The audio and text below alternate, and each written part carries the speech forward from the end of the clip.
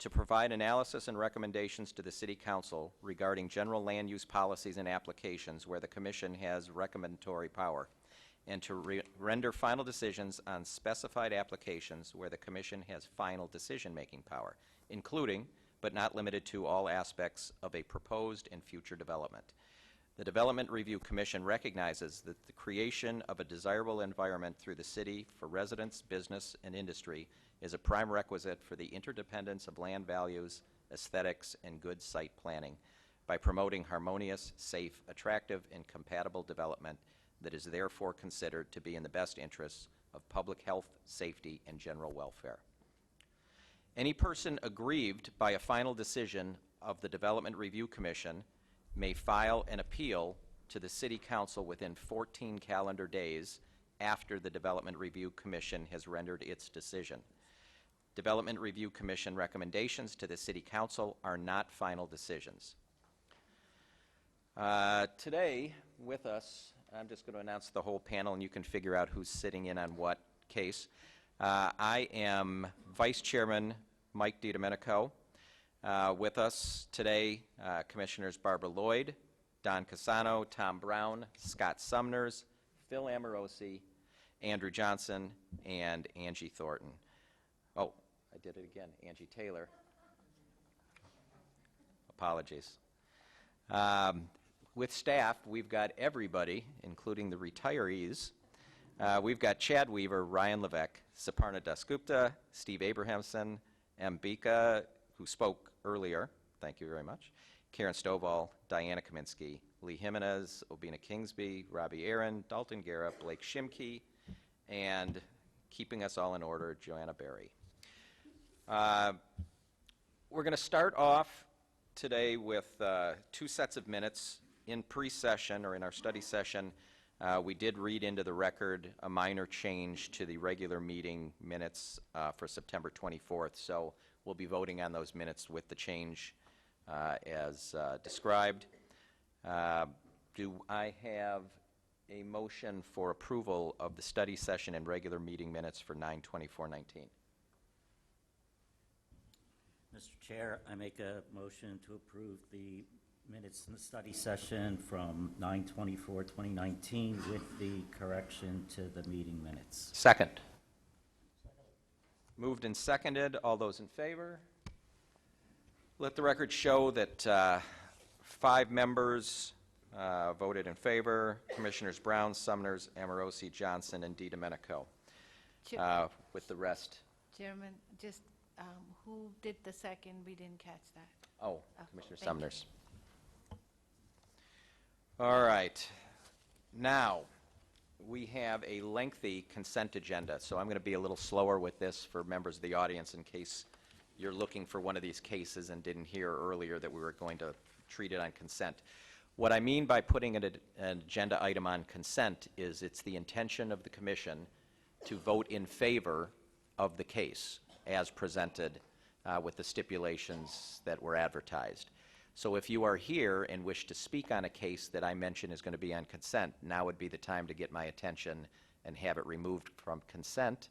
Otherwise, we're going to vote on it en masse in one single vote. Items that are going on consent are items 3, 4, 5, 6, 8, and 13 on tonight's agenda. Anybody out there want to be heard on any of those? Seeing no one. 14. We're hearing that. Yeah. Looking for a motion for approval of our consent agenda.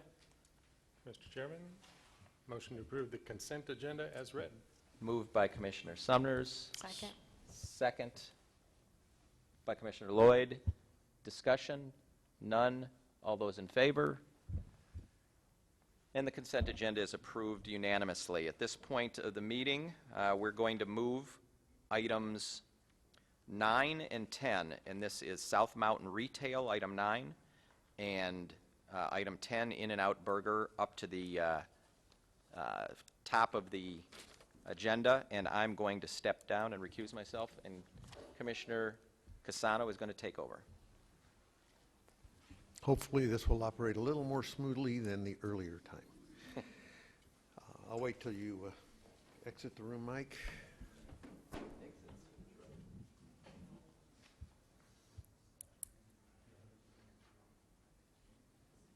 Good evening, everyone. The first item that we'll be reviewing tonight is item number 9, which is a use permit to allow a drive-through in the CSS zoning district and a development plan review for 2 new commercial buildings totaling 8,500 square feet for South Mountain Retail located at 2415 West Baseline Road. That's called PL 190130. Obinia, this is your case? Yes.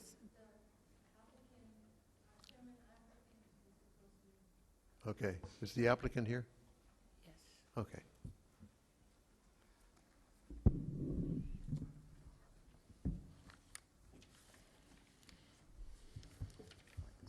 For this one, okay.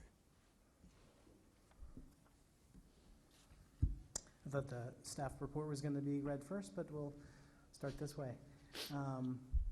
Basically, we're proposing a Starbucks drive-through restaurant and a multi-tenant retail pad to the south of that along Baseline Road.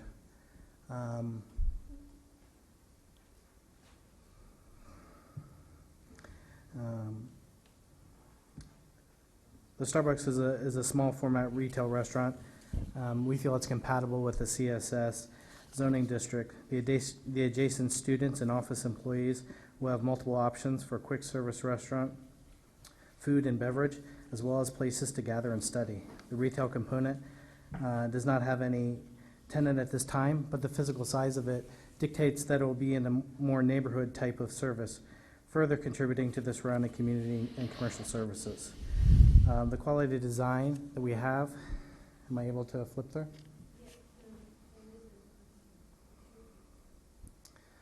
The quality design that we're providing here has more than double the landscape area surrounding all the buildings, buffering to the adjacent properties. Here are some perspectives of the Starbucks building, which is fronting on Baseline Road. It has a multitude of materials and finishes. There's different textures, materials, colors, plane changes,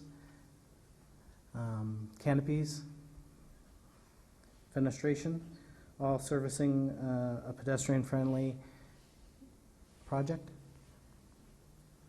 The building to the south of that is the retail portion.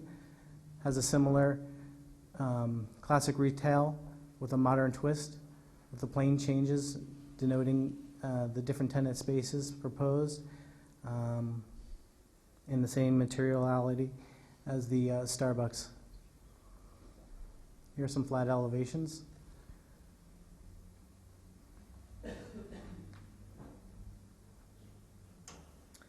There were 5 letters of opposition submitted from neighbors. I'll emphasize a couple of their points and talk about those. As we previously mentioned, I don't believe noise would be a factor for this project. There's more than double the landscaping buffering the surrounding communities. On the Starbucks site plan, you can see, it's hard to see the pointer, but the menu board is located south of the Starbucks, north of the retail building. So it's buffered between 2 buildings and surrounding landscape areas. So noise generated from a drive-through would be definitely muted before leaving the property. There's no vibration, smoke, heat, or glare to speak of with this property. A Starbucks doesn't cook anything really on site, so there's no heat or smoke coming from the building. Like I said before, I feel it's 100% compatible with the surrounding area, being that there's school and office building, having a quick location to pick up lunch, breakfast, drinks, or just a place to sit in between classes, study, or have an office impromptu meeting off-site. There was a traffic report. Obviously, Baseline Road is a heavily trafficked road. Generally speaking, these types of uses, the traffic generated from them was already on the street, so we don't feel that it's adding to an overburdened street to an extent that needs to be cautioned. The traffic engineer is here if you have any further questions on traffic. Any questions? Any questions of the applicant?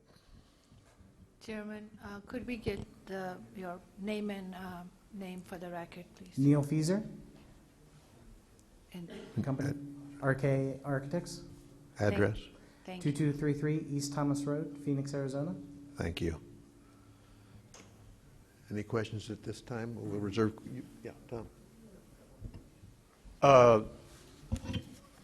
Just to lay it out there, why is this project one submittal and the adjacent property, which has the same parking lot, a separate submittal? Is it a different design team or investor, or?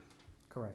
Okay, so if by some chance that parcel is not completed, because we see projects approved and left in the dirt stage, it appears that pavement's needed for the circulation of the trash trucks and so forth. Is there a contingency plan to still put enough pavement in to function There is. if the other project is delayed? I know that that's a different parcel, so maybe the question is for the other person. No, it's covered in the staff report here. Benny, do you know exactly where that is? Commission member, there is a stipulation in the staff report that in the event that the In-N-Out Burger does not get built, a minor development plan would be required to, that would require for the egress, ingress for fire and solid waste in the report. Okay, and the fact that that's two different parcel owners, two different property owners is taken care of? I mean, oh, I misunderstood. Different design team. Okay, thank you. Okay. Any other questions right now from the commission? Yes. Mr. Chair. So there is the possibility that there could be 3 drive-through restaurants on this site, or this site and the site next to it, because the site next to it wants a drive-through, and this is a drive-through, and then you don't know what the other building is going to be, but that could possibly be a drive-through. No, it's not planned as a drive-through in this site plan, and that's what we're approving, that's what we're asking to be approved is this site plan in particular with these elevations and the use permit for the drive-through. Thank you. Any other questions? Yes. I noticed that you are adjacent on the south to the Highline Canal. And a lot of times we'll see projects come in that are adjacent to amenities that are multimodal paths, the walking or biking, things of that nature, which you typically see on canal banks. Was there any effort to engage with that as to incorporate that into this development? I noticed that there's a 6-foot-high steel picket fence with masonry columns. Does that run the full border of the south? Yes, it does run the full border of the south. We haven't been asked to connect to the canal. We can certainly consider it if that's a wish of the city. Just in general, I believe that, I don't know what the usage is on that specific path, but that's an opportunity, I think, to get cyclists and walkers, runners, joggers engaged with your development. So I just wanted to know if there was any thought process behind that, and maybe we'll hear something more from the city.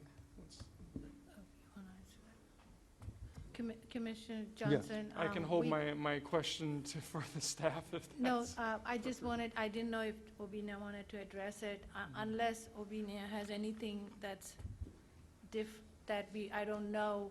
We can certainly connect the applicant with our transportation department, because they are the ones, I think, doing the Highline improvements. So we can certainly do that and connect them and see what can be worked out. Sure, I just don't want to miss the opportunity on that. Thanks. Okay. Yes, Phil? Thank you, Mr. Chair. I noticed that there's a crossover between your property and the In-N-Out Burger property. It's not a part of it, but the driveway is going through. If that doesn't get approved, how do you, is that okay? How does that block off? Because it looks like you're showing that even though it's not a part of it, you're going to use that other driveway too. Correct. There's one property owner, and there's a stipulation that says we'll have to provide access through that adjacent property in that event. Okay.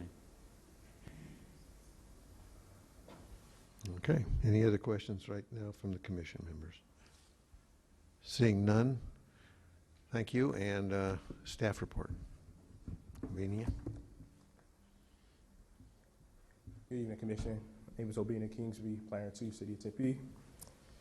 Southbound Retail is requesting a use permit and a drive-through, or is requesting a use permit to allow a drive-through in the CSS zoning district and development plan review for 2 new commercial buildings totaling 8,500 square feet.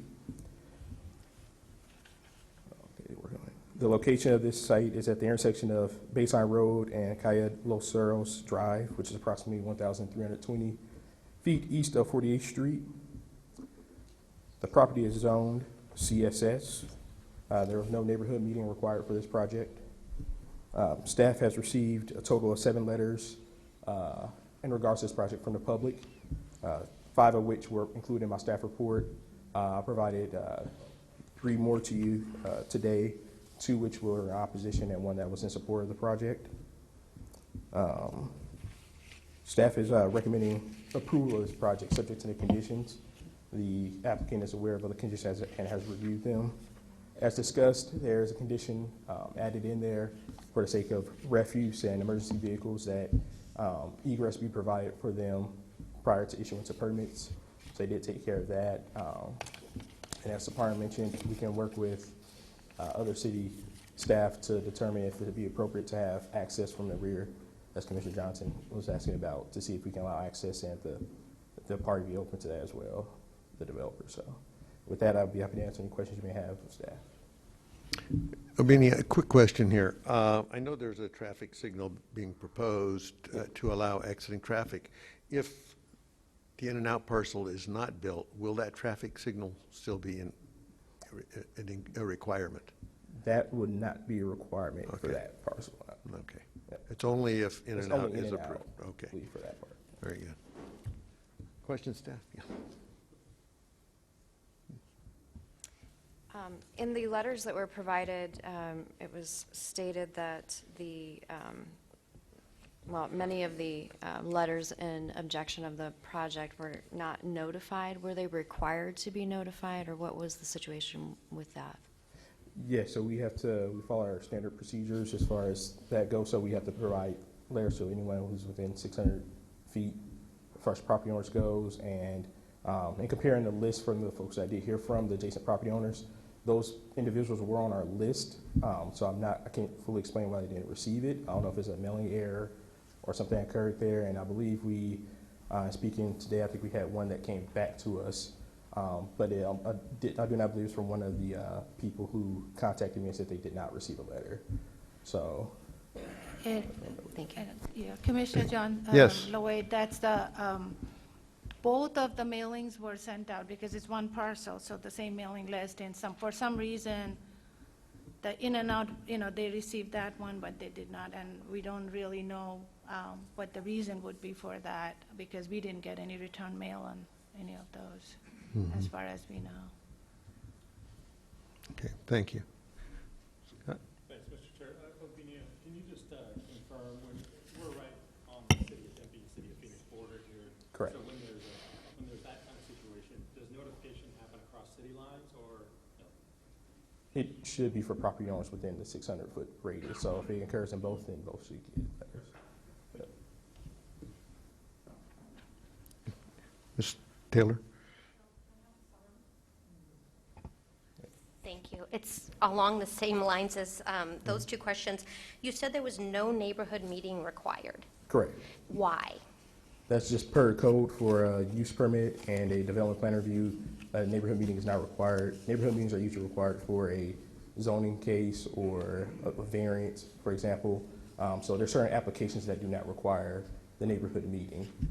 So any meeting that would take place at that point would be like voluntary. So there's no requirement per zoning development code that requires them to have a neighborhood meeting. So I know you say there's only been a few letters in opposition, but it feels like there's more people here than that. Has there been any kind of outreach to the neighbors to try to solve any of the problems that we're going to be listening to tonight? I'd have to defer you to the applicant on that. I'm not sure if they contacted him. I did send that information along to them, but I didn't start receiving comments probably until about last week.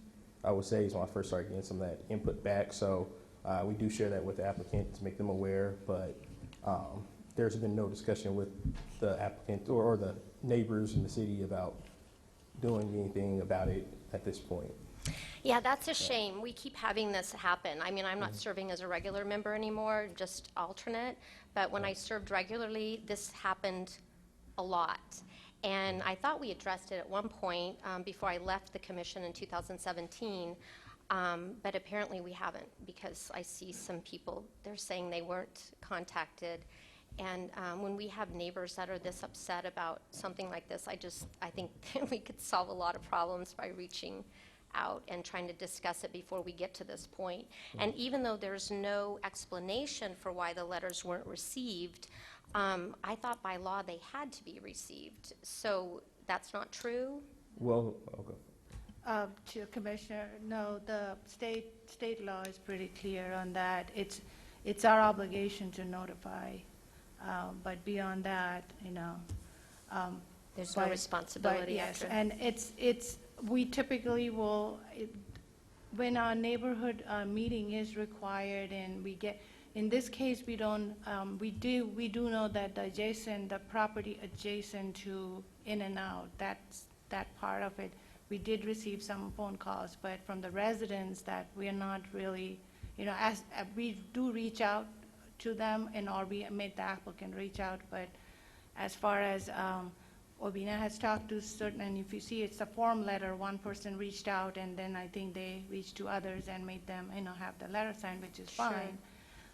So, it is, but the neighborhood meeting, and this, I know this has happened in the past Yeah, I just wish we could solve some of these issues before we had to, so that things were more neighborly. Thank you. Okay, thank you. All right, just one more thing, Yeah. I just want to follow up. The applicants did share with me that the signalized intersection is there, it's already currently there, so it just had to be updated to allow the traffic of the in and out if it went in. So I know someone wanted to ask a question about the signal. So, Any other questions for the staff and the commission? If not, I will open the meeting up to the public. I have 4 requests here to speak. 2 of them, I believe, are for both items 9 and 10, and the other ones are for item 9, which is what we're hearing today. Those that I call up that have listed both 9 and 10 on them, you will just speak to the current plan, and then we'll take number 10 as a separate one when it's on the agenda to be discussed. So the first one I have is Mr. Torres.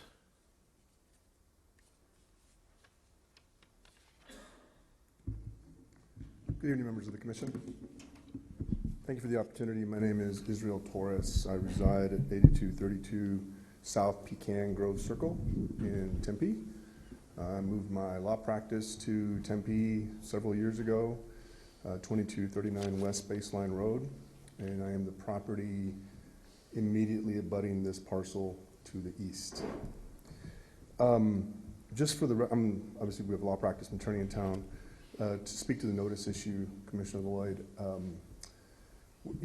we're pretty confused by that, and so I have more questions than answers. And frankly, to Commissioner Taylor's remarks, I think some discussion with, we are literally I own the building immediately to the east of this. we reached out to staff earlier in the week, and frankly, I thought with the letters received, we would have received some interaction with the applicant to discuss this, because we're definitely not opposed per se to the project, but we have a lot more questions than we really have answers tonight. So I agree with you that I think some discussion would have been very, very fruitful to move this along a little bit. Having said that, so there's several business and property owners in the parcel where my business is, or my firm is. Not one of us received notice to this, so I can't explain that either, but we did receive notice for the in and out, which is why we're a little bit kind of backwards here on number 10 and number 9, so I'm learning about this as we go as well. Understand. So regarding 9 and 10, I will tell you that, this is a little bit of a complicated case, as we saw. I'm not sure if we can get that back up, that site plan back up, but there's, looks like 3, I'm not really sure how many drive-throughs we're looking at here, but I know that in general, the question tonight is not whether the zoning is appropriate. The question is whether this actually meets the use permit test. And so I think we're all familiar with odor, dust, gas, noise, vibration, smoke, heat, or glare, or decreasing property values. And I think actually Tempe has a different one, which is requires out-of-control disruptive behavior, both inside and outside the premises. And if you speak to the test itself, item 10, which is, I know we're going to reserve our remarks for item 9, so I'll come back to 10, but they're both, it's a complicated case because they're both kind of intertwined. And so if we approve item 9, then we're kind of by default looking at item 10, so it is a little tricky there. So when you look at drive-through use at this facility, and those of us who've been on baseline at any time of the day know that it's a little bit of a challenge in that area. It's a challenge for the building owners, for our property values in that area as well. So we're trying to mitigate that as much as we can. I do think that, allowing the applicant time, and I just met him tonight, allowing the applicant time to maybe discuss with our building owners on our side of it would be very helpful, I believe. And so when it comes, I think that's something that would go a long way to this. I do think this is I know this is the last parcel, if you're familiar with this area of Tempe, that's there. We have an opportunity to really do this right and make this a signature development where you get the school to the west of that. You've got all our building owners to the east of that. And you have an opportunity to really kind of merge this together. I have 25 employees in my firm. In our complex, we probably have easily 300 employees or so. All of them are very excited, frankly, about the development. And we kind of have to go down the street over to Mill and Baseline for lunch. So I think we can really work together and make this something that, frankly, a lot of my employees and staff can actually use this. But I do think it's going to require some interaction with how do we connect these projects together. And to Commissioner Johnson's point. Excuse me, I'm sorry. We have a 3-minute time limit. Oh, I'm sorry. And we're at 3 minutes, so it's up to the commission whether they want you to wrap up or not. Thank you. Can you wrap it up? Sure. Because you'll be coming back on item bet. 10, I To believe. Commissioner Johnson's point, I think the canal bank, it'd be really, really interesting to make something that really works there. A lot of my employees use that canal bank. There's a lot of bikers and walkers through this area regularly. And so I'd really like an opportunity to work with the applicant to develop this parcel in a way that really makes a lot of sense for the property owners to the east and the school to the west. So with this, I respectfully request the commission to allow the applicant time to work with the neighbors, or frankly, look at the use permit request on its face, and I'm not sure it really meets the tests that are necessary. So thank you for your time. I'm happy Very to good. answer any questions. Thank you, and I'll call you back up for item 10. Sure. Great. Yes. Thank you, Mr. Torres. So you said that you have several concerns. What are those concerns besides the use permit, the 5 use permit? So first in order is notice. That's the first concern. Second would be, I'd like to really understand the site plan a little more carefully. If it's 2 drive-throughs or 3, frankly, I'm not sure 2 meets the use permit test on its face. The use permit test on item 10 is a drive-through with a porte-cochere on top of it. So there'll be a lot of gas, a lot of noise. Harley Davidsons are pretty popular these days. That's literally abutting my building, and so it's going to be kind of an echo chamber through there. So that'd be the second request. And then third is traffic. This is a very, very difficult area already. So I do think we have an opportunity to put together a signature development that makes sense for that area. Are you opposed to the light, the new light going in there? I think the light is already there, if I'm not mistaken. I didn't look at it very carefully, but another light in this area would be, that'd be tough. I think believe the there's light, 7 lights I believe the between- light does not, it's not on the south side of the street yet, so there's, because there's no one Correct. exiting this property. Right. But they will install one so that anybody coming off of these So joint there's development. several would stoplights go- between the freeway and 48th Street, which is, it's just pretty, it's really tough, and I can't see how Yeah. any potential building owner or building purchaser for my building would not see this and immediately say, well, this actually is something that is going to decrease our property value. So I Well, do think it's there will a- only be 7 Thank traffic you. lights, even if this project goes in and they add the light Oh, on the south access side. on the south side of the street. Understood. You still have it coming from the north side. Understood. Okay. I think a little more time, that, again, like things like this would be helpful to be able to discuss with the applicant. Commissioner Taylor, did that answer your question? Yes. Great, thank you. Okay. Next person I have is Pamela Thompson-Lefkowitz. Did I get that correctly? And I believe you are both 9 and 10, so you'll get another chance to come back. I may be able to just cover Oh, that in this. okay. My main, I think it's great that we're developing property that's going to help maybe lower crime rate in the area. Not having open space that criminals can use for a variety of things.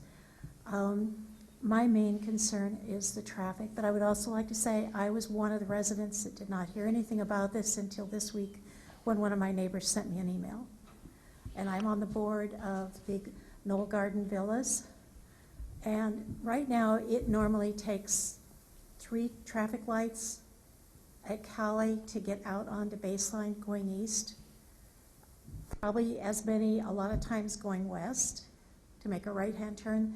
The traffic problem there is horrible. It's only going to get worse, especially with the curve extent, the freeway work that's going to be started next year.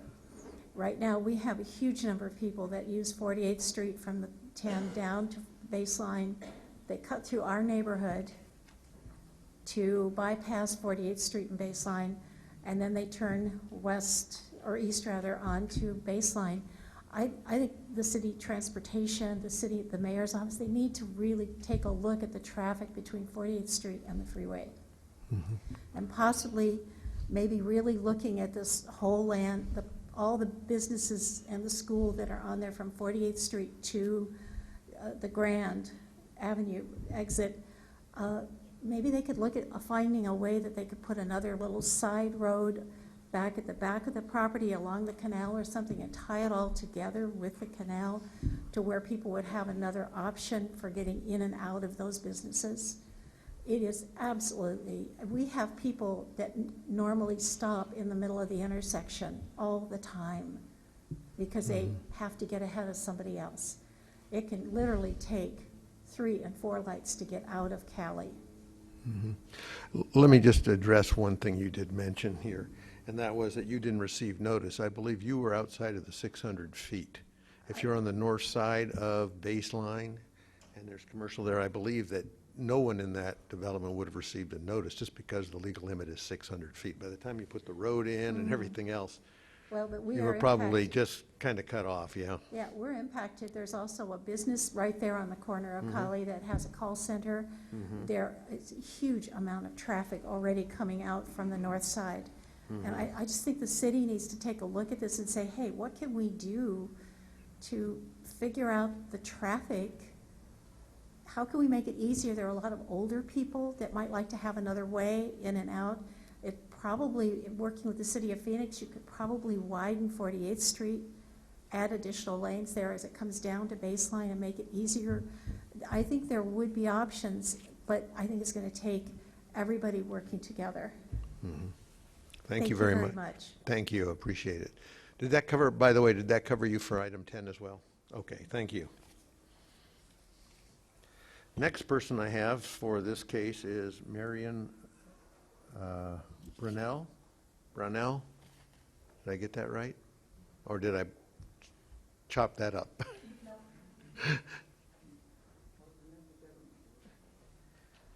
First off, as far as the notices sent out, I was the only one in our area that received a notice, and I don't know if that is because I am the neighborhood association president or what. But we've had issues receiving notices that have supposedly been sent to the whole neighborhood before, and still have issues with that. As far as traffic, yes, traffic in that area is the pits and getting worse. We did not know about the Starbucks coming in. We wish that would not come in and out. We'll deal with that. If we could, like Mr. Torres said, if it would be nice to meet with the developers to see how we can, make that work. But as far as traffic, we hope that we can get something done where we don't have traffic coming into our neighborhood, because we are used as a cut-through also, for those of you that are familiar with the area. And we have put things in place to help with that, but we still haven't. And we would hope you consider working with the traffic with us, hearing us, and also doing something about it, please. We'd appreciate it. Thank you very much. Any questions for the, yes, Taylor? So if the Starbucks wasn't a drive-through, would you be okay with it? Yeah, if it's sit down, that would be great. But I mean, we've got In-N-Out, which I do not patronize it, but I'm not against it. But you have that drive-through. Starbucks, you go to any Starbucks drive-through, and they're bad. And I mean, I don't know how this development really lays out, how open it is as far as traffic inside the development part. But Starbucks, no, that would be a real bad. With Sit a down, drive-through. fine, but not drive-through. Okay, thank you. Thank you. Thank you. Next.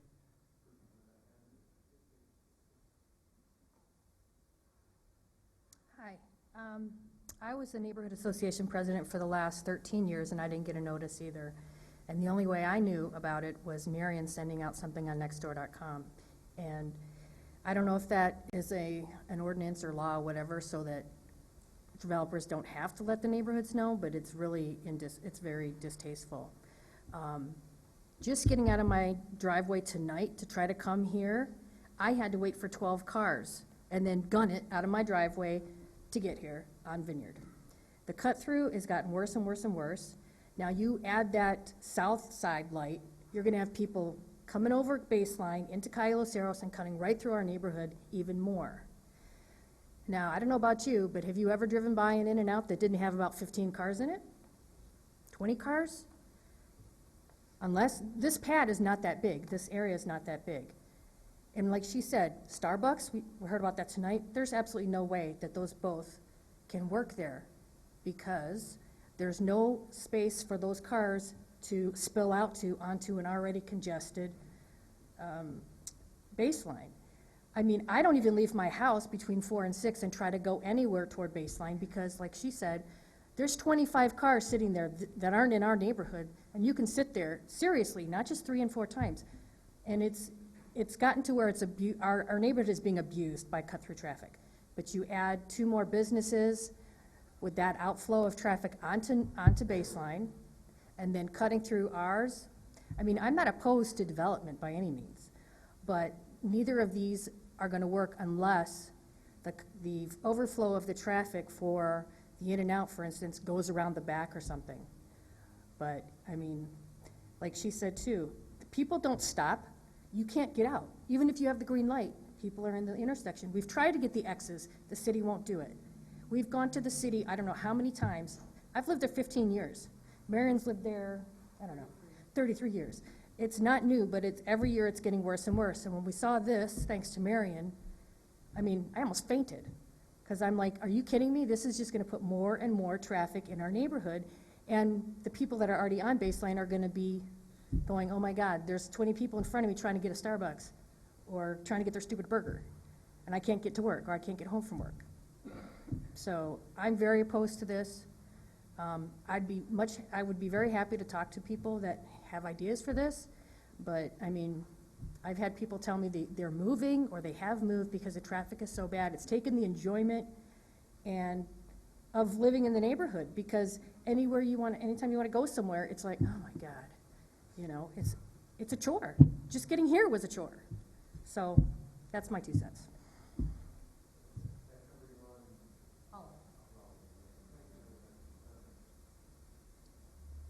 Should turn that on. Thank you very much. I appreciate your comments. Is there anybody else in the audience wishing to speak on case number 9? Okay. Since we have one property owner and 2 different developments, if it is at all possible to take item 10 as well, and they can explain that one, and then we can talk about some of the issues that were common between both, with both of the development teams? That would be fine, as long as you take the action separately when it comes to the actual Right, action. we'll take it separately when it comes. Okay, would the applicant for item number 10 please come forward and tell us about your project? And you've kind of had an advance warning as to what some of the issues are.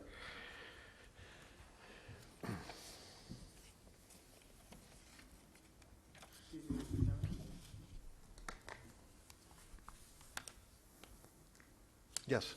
Will we have a chance for the traffic engineer to speak to the traffic concerns? You want your traffic, well, I'll bring you back up to talk about it. We'll let them talk about their project based on these comments. Then we're going to have you both back separately, because we're going to vote on these 2 separately. Good evening, Acting Chairman Casano, Thank you. Commissioners. My name is Jim Lockington. I'm the manager of new store development for In-N-Out Burgers. My address is 13502 Hamburger Lane in Baldwin Park, California. I've not been in front of this body before, but I understand that staff will be presenting the project following my presentation, and then after that you'll deliberate and make a decision. Staff asked me to keep my comments to 15 minutes or less, and I will do my very, very best. But as we can see, there are concerns from the community, and I want to be very respectful and thorough in covering those.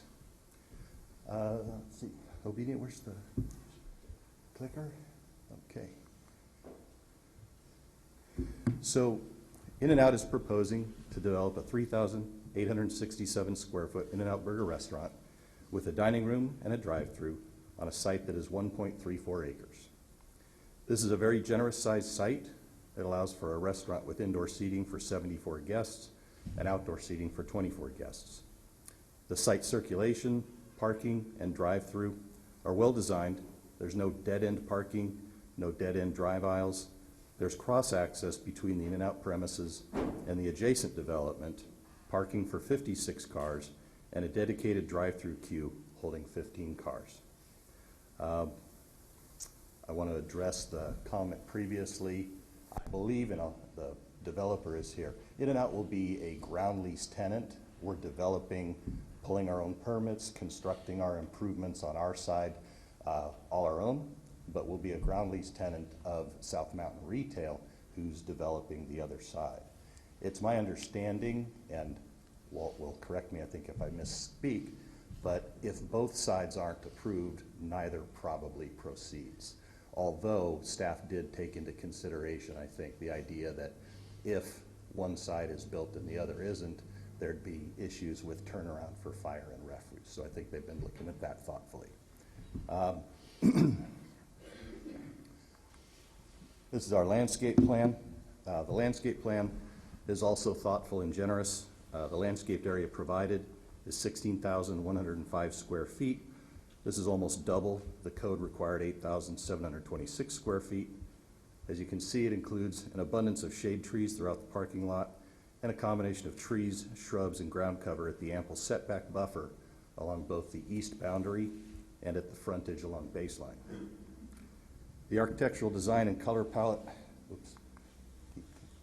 So here we have 2D color elevation. These are both of the customer entries. The top view is the view facing baseline. The bottom view is the view facing the parking interior. This view of the other two elevations, the rear of the store facing the Highline Channel is the top view, and then the bottom view is the view facing the east property line.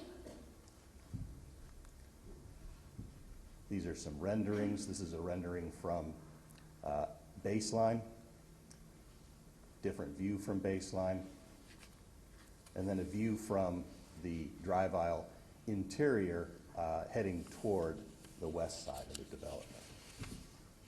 You can see the architectural design and color palette are pleasing to the eye while remaining quite recognizable as an In-N-Out restaurant. In-N-Out has carefully reviewed the staff report that has been presented to you tonight. We agree with its conclusions and its recommendations for your approval.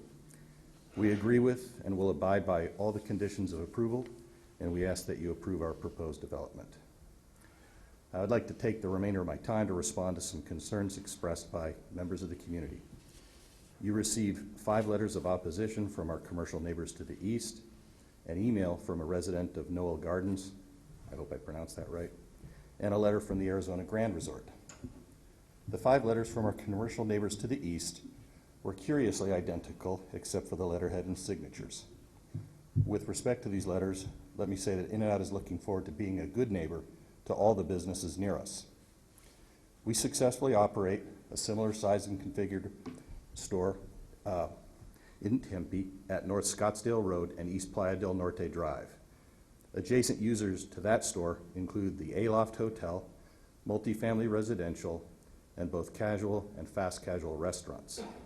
We have no compatibility issues with these other users and no history of complaints from them. We have in fact designed our Baseline Road site with neighborliness in mind. Our building is 10 feet shorter than the height allowed by city code.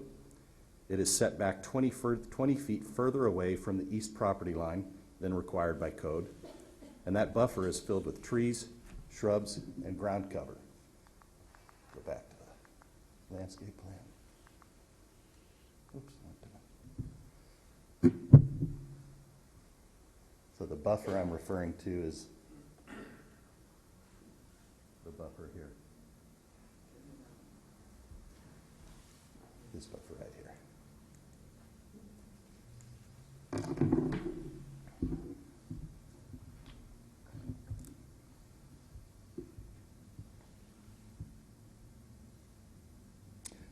Further, the entrance to our drive-through is at the very rear of our site, more than 340 feet away from our baseline driveway. This ensures that our drive-through queue will never unintentionally impact Baseline Road. Back to our site plan. So It's hard to see with the lighting in here. yeah, let's see if I can get it from over here. Yeah, it just sort of disappears, my apologies. But from the baseline driveway, the entrance to the drive-through queue you can see is literally at the bottom left corner of our site, and that's over 340 feet away. The letters from our commercial neighbors to the east express concern about a number of potential issues. The first concern expressed was impact on property values, and I presume that means they believe that an In-N-Out next door would decrease the value of their commercial buildings. They've provided really no evidence in support of this fear, and in our experience, the exact opposite is likely. All businesses thrive on customer traffic, and many businesses spend a lot of money on marketing and advertising. Having a well-designed In-N-Out restaurant next door is going to expose these adjacent businesses to new customers, not drive existing customers away. Next is a concern that In-N-Out is not consistent with the current uses in the area because, and I'll quote from the letter, the proposed development is abutted by a school and professional office buildings, and fast food and retail would be entirely out of character, end quote. I think that argument just does not hold true. The property is zoned CSS, which stands for Commercial Shopping and Services. It is not zoned residential. It is not zoned mixed-use educational. It is not zoned residential/office. The mere fact that there are existing school and an adjacent medical, dental, office building in the mix along Baseline does not and should not preclude a restaurant or retail use in the CSS zone. The reason that a use permit is required in the CSS zone for a fast food use with drive-through is very practical. It's to help city staff and the decision makers ensure that such a use is thoughtfully designed and analyzed in detail before being considered for approval. The next concerns that were stated were noise, vibration, smoke, heat, and glare.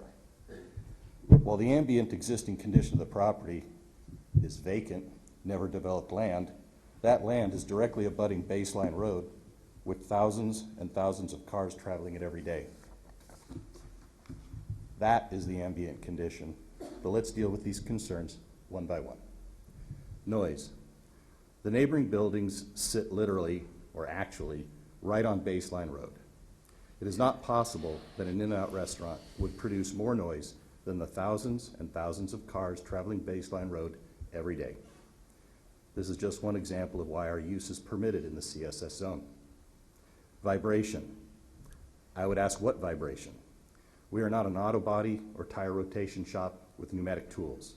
We are a restaurant with dine-in customers who park their cars and dine in the restaurant or enter the drive-thru and pick up their food and drive away. Again, how does this use possibly produce more vibration than that produced by the multitude of vehicles traveling on Baseline Road? Heat. I'm not really sure what this concern specifically refers to. I suppose it has to do with solar gain. Any heat produced by the conversion of the existing dirt lot to a combination of building and asphalt is going to be substantially mitigated by the abundant trees, shrubs, and ground cover that's being planted on over 27% of the site area. Further, it's not a very good argument against In-N-Out, as any development of the site is going to involve adding buildings and parking lot. Glare. I would ask, how are our neighbors going to experience glare from the In-N-Out development? There is a 6-foot wall between the properties on the east that will prevent any vehicle headlights on the In-N-Out site from reaching the adjacent property. Further, all of the parking lot lights are a flat blade cutoff LED fixture, fully compliant with night sky regulations, and no light from any In-N-Out light fixtures will encroach onto the adjacent property.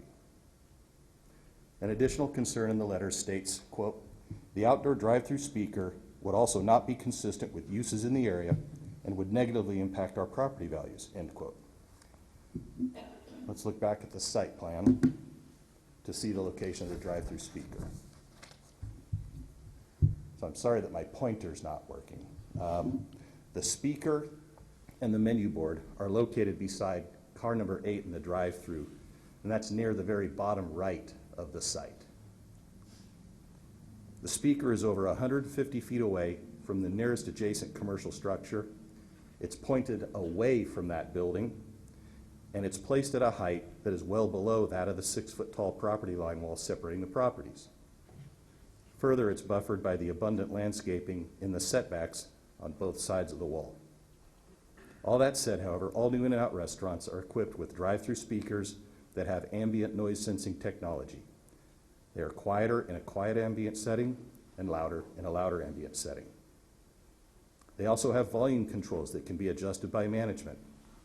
If the occupants of the adjacent commercial buildings ever experience an actual noise issue caused by the drive-through speaker, it can easily be remedied by the restaurant manager upon request.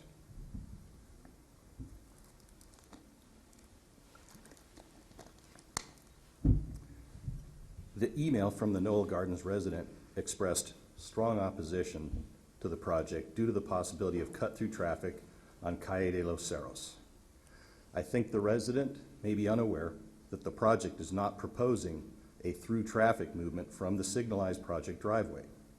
As you can see on the site plan, exiting from the project driveway at the signalized intersection driveway is outbound left or west on Baseline and outbound right or east on Baseline. There's no through movement. That means there will be no cut-through traffic from the project impacting the neighborhoods north of the project. This leaves us with the Arizona Grand Letter, which In-N-Out found quite surprising.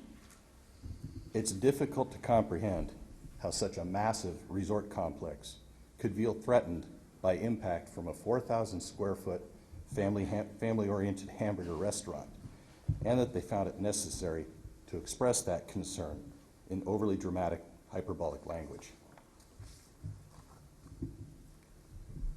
It's really beyond conception to give any weight to the idea in that letter, and I'll quote, that thousands of guests of the Arizona Grand Resort and dozens of businesses and residents would be devastated, end quote, by approving In-N-Out.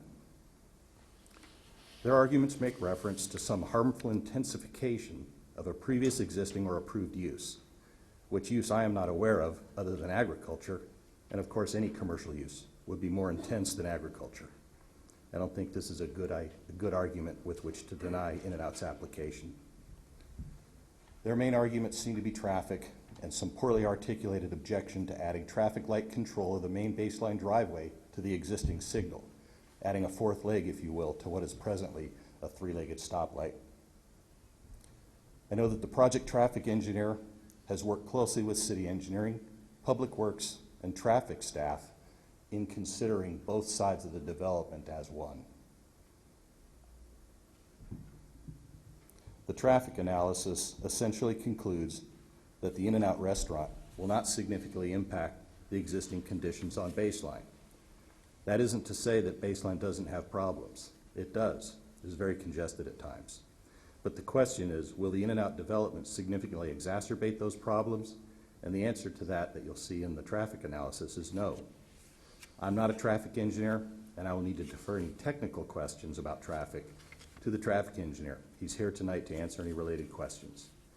But I can make a few common sense observations about traffic relative to the In-N-Out proposal and how we conduct our business. First and foremost is the fact that In-N-Out does not open until 10:30 a.m., well after the morning commute rush hours on Baseline. If one's argument against approving the In-N-Out burger is rush hour traffic on Baseline, that argument does not hold true at all for the morning commute hours. We'll have no impact whatsoever on those. Zero. Second, it's a well-proven fact that fast food restaurants derive at least half of their customer traffic from vehicles already on the road. That means that half or more of the customers entering the In-N-Out site will already have been on the road. Putting that another way, half of our customers will cause no additional impact whatsoever to traffic above and beyond the existing conditions. I'll close my remarks with saying thank you for your patience and attention. We ask that you approve the In-N-Out application as recommended by the staff report. Thank you very much, and I'm happy to answer any questions. Any questions of the applicant? Yes, please. Andrew? I'm surprised I didn't notice this before, but I'm looking at your queuing. This is just a technical question. I'm looking at the queuing for the drive-in or the drive-through, and I frequent the In-N-Out on rural and the river, basically, and that queue during peak hours, I would imagine, because that's when I typically go, regularly extends beyond the defined queuing area and into the parking lot. And I'm just curious if you've put in place or have plans for a way to avoid a Y at that queue, since you have the pass-through from the adjacent project, and you also would have people coming in from that north. And I just could imagine people getting road rage over not getting their burger. Well, this is a 15-car queue, which is a fairly good queue, but it can be exceeded at times during peak hours with no question. That's one reason that we located it at the very rear of the property, 340 feet away from Baseline. Should the queue exceed 15, what operations would probably do is, with manpower and some delineators, probably wrap people around into the inside corner. Again, my pointer is not doing a really good job, but we would probably direct people in here because they could double wide stack and enter here, and traffic would still be able to go through the connection between the properties. And we could probably get another 12 or 14 cars in the stack, which would add that to the 15, you're talking about 17 or 19, or 27 or 29 cars.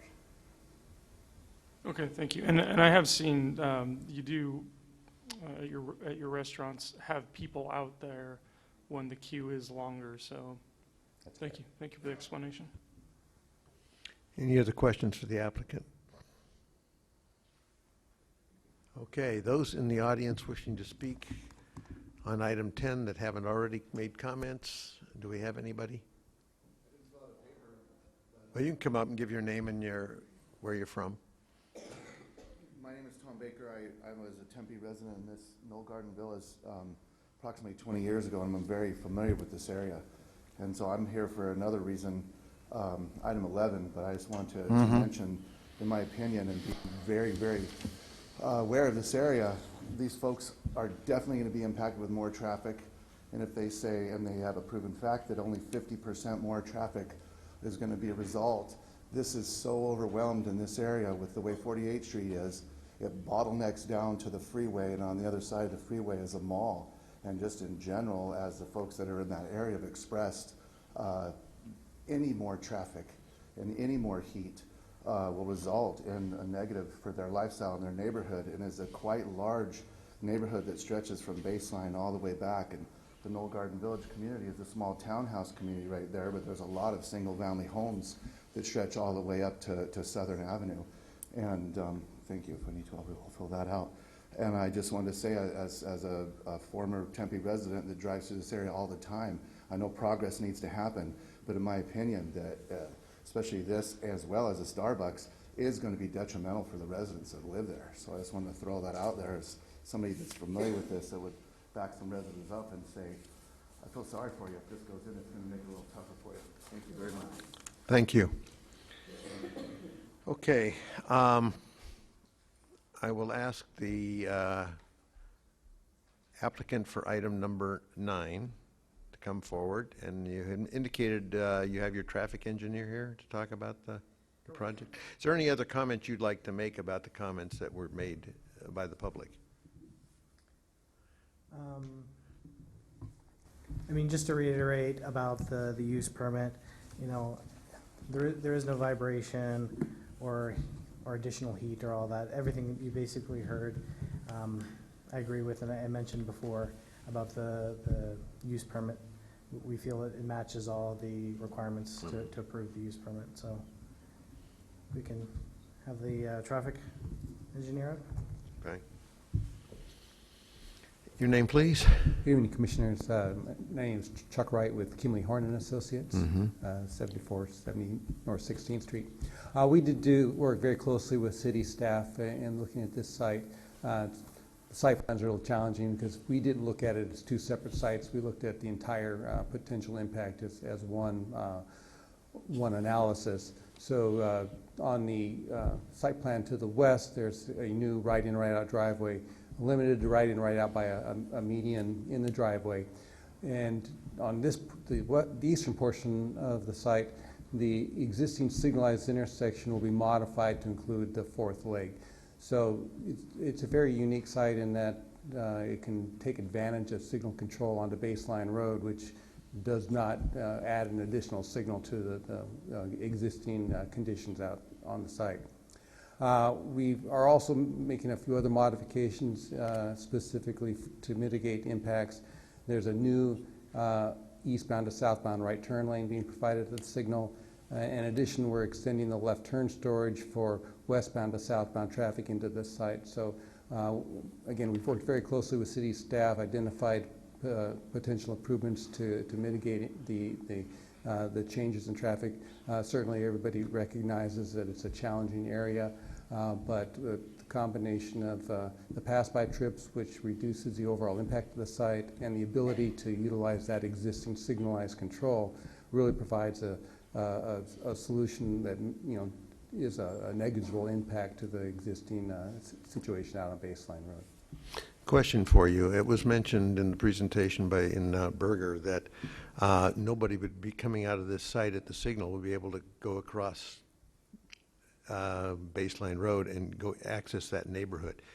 I don't see any barrier there. I don't see any way to regulate somebody going straight across baseline if they've got the green light. So we've talked with the city about that also. The likelihood of drivers exiting the site and continuing north to get over to 48th Street, we didn't think was as likely because of the orientation of the baseline road traffic.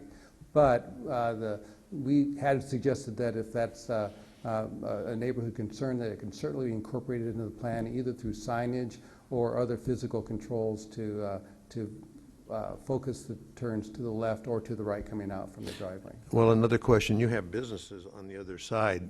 I'm sure that they would like to access this and they want to drive across Baseline Road, and then they've got to get back to the other side to do that. So I think if you restrict it, you know, is that going to pose another problem for those that want to use the site from the existing businesses that are on the north? We believe that far and above anything else, the traffic is going to be coming from east and west on Baseline Road. So that is the main orientation of all, not all, but the bulk of the traffic that we expect to be utilizing either of these potential projects. So the demand comparatively between what we think is coming off the baseline that could be coming from the neighborhood even to the north is a very small percentage. Okay. Thank you very much. Anybody have any questions? Yes, Ms. Lloyd. In the In-N-Out presentation, he had some information in terms of 50% generally are drive-by traffic is their clientele. Does anybody have numbers like that for Starbucks? Is it generally 90% of their customers are just happen to be already driving by, or do we have any data on that? So the data is generally for fast food uses as a group, and that 50% number is probably applicable to all of those uses. We don't have anything specifically saying an In-N-Out burger versus a Starbucks, but those fast food uses are very heavily oriented towards what we call pass-by trips. Folks that are already on the roadway, they now have an opportunity to get a food destination accomplished by just turning right into a driveway, and then after the trip, turning right back on and continuing their original route. Thank you. And then I have one more follow-up? question. And it's for staff, but related to the comments that we got from the neighborhood to the north and talking about controlling traffic to the north. I know there's other intersections in the city where through traffic is not allowed, like on Ash and Mill. Is that something that could be explored there? Or Ash and University, I'm sorry. We would have to go back and explore that with traffic engineering, since we don't have them here today. So we can certainly take it back to them and have them connect back with Kimley Horn to figure that out, what can be done. It's probably worth looking into in light of the fact that traffic is a problem a lot of places in Tempe, and if there is truly cut through already happening, we probably should look into that further. I have another question for you. If the In-N-Out burger site were not developed, how would westbound traffic on Baseline get into the Starbucks site? So the access from the signal is based on a combination of the two sites together. So Well, but I think the site that's to the west with the Starbucks in it is past the east boundary. Well, will there be, let me ask, will there be an exit where In-N-Out is regardless of whether In-N-Out goes in? So there will be a right in and right out exit at the site for the In-N-Out burger, at the site of the Starbucks that is specifically in that parking area. Okay, that's what I wanted to know.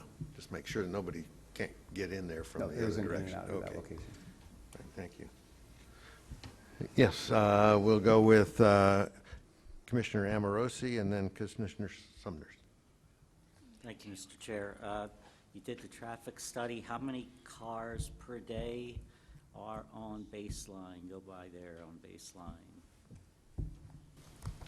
Just happen to have that. I do. I can, 56,802. On the day we counted it. 56,802. And that's all day, or does it get higher at peak?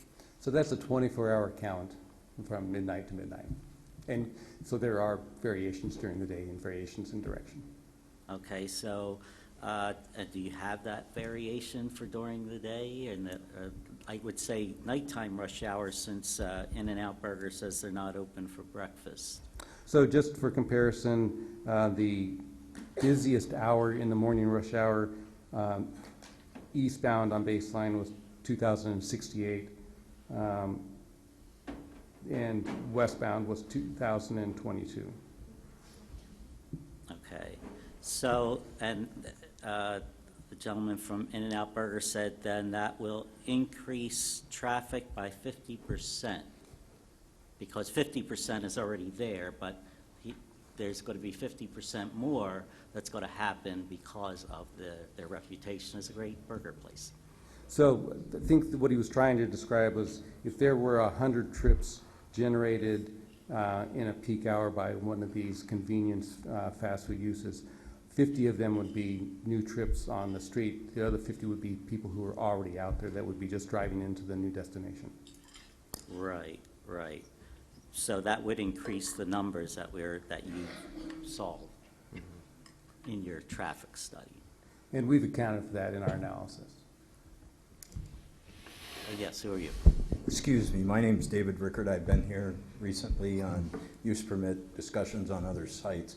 I think the question about the 50% and the traffic consideration there, this site was going to generate so much, so the design of the street already has the other 50% there. You're not adding a new 50%.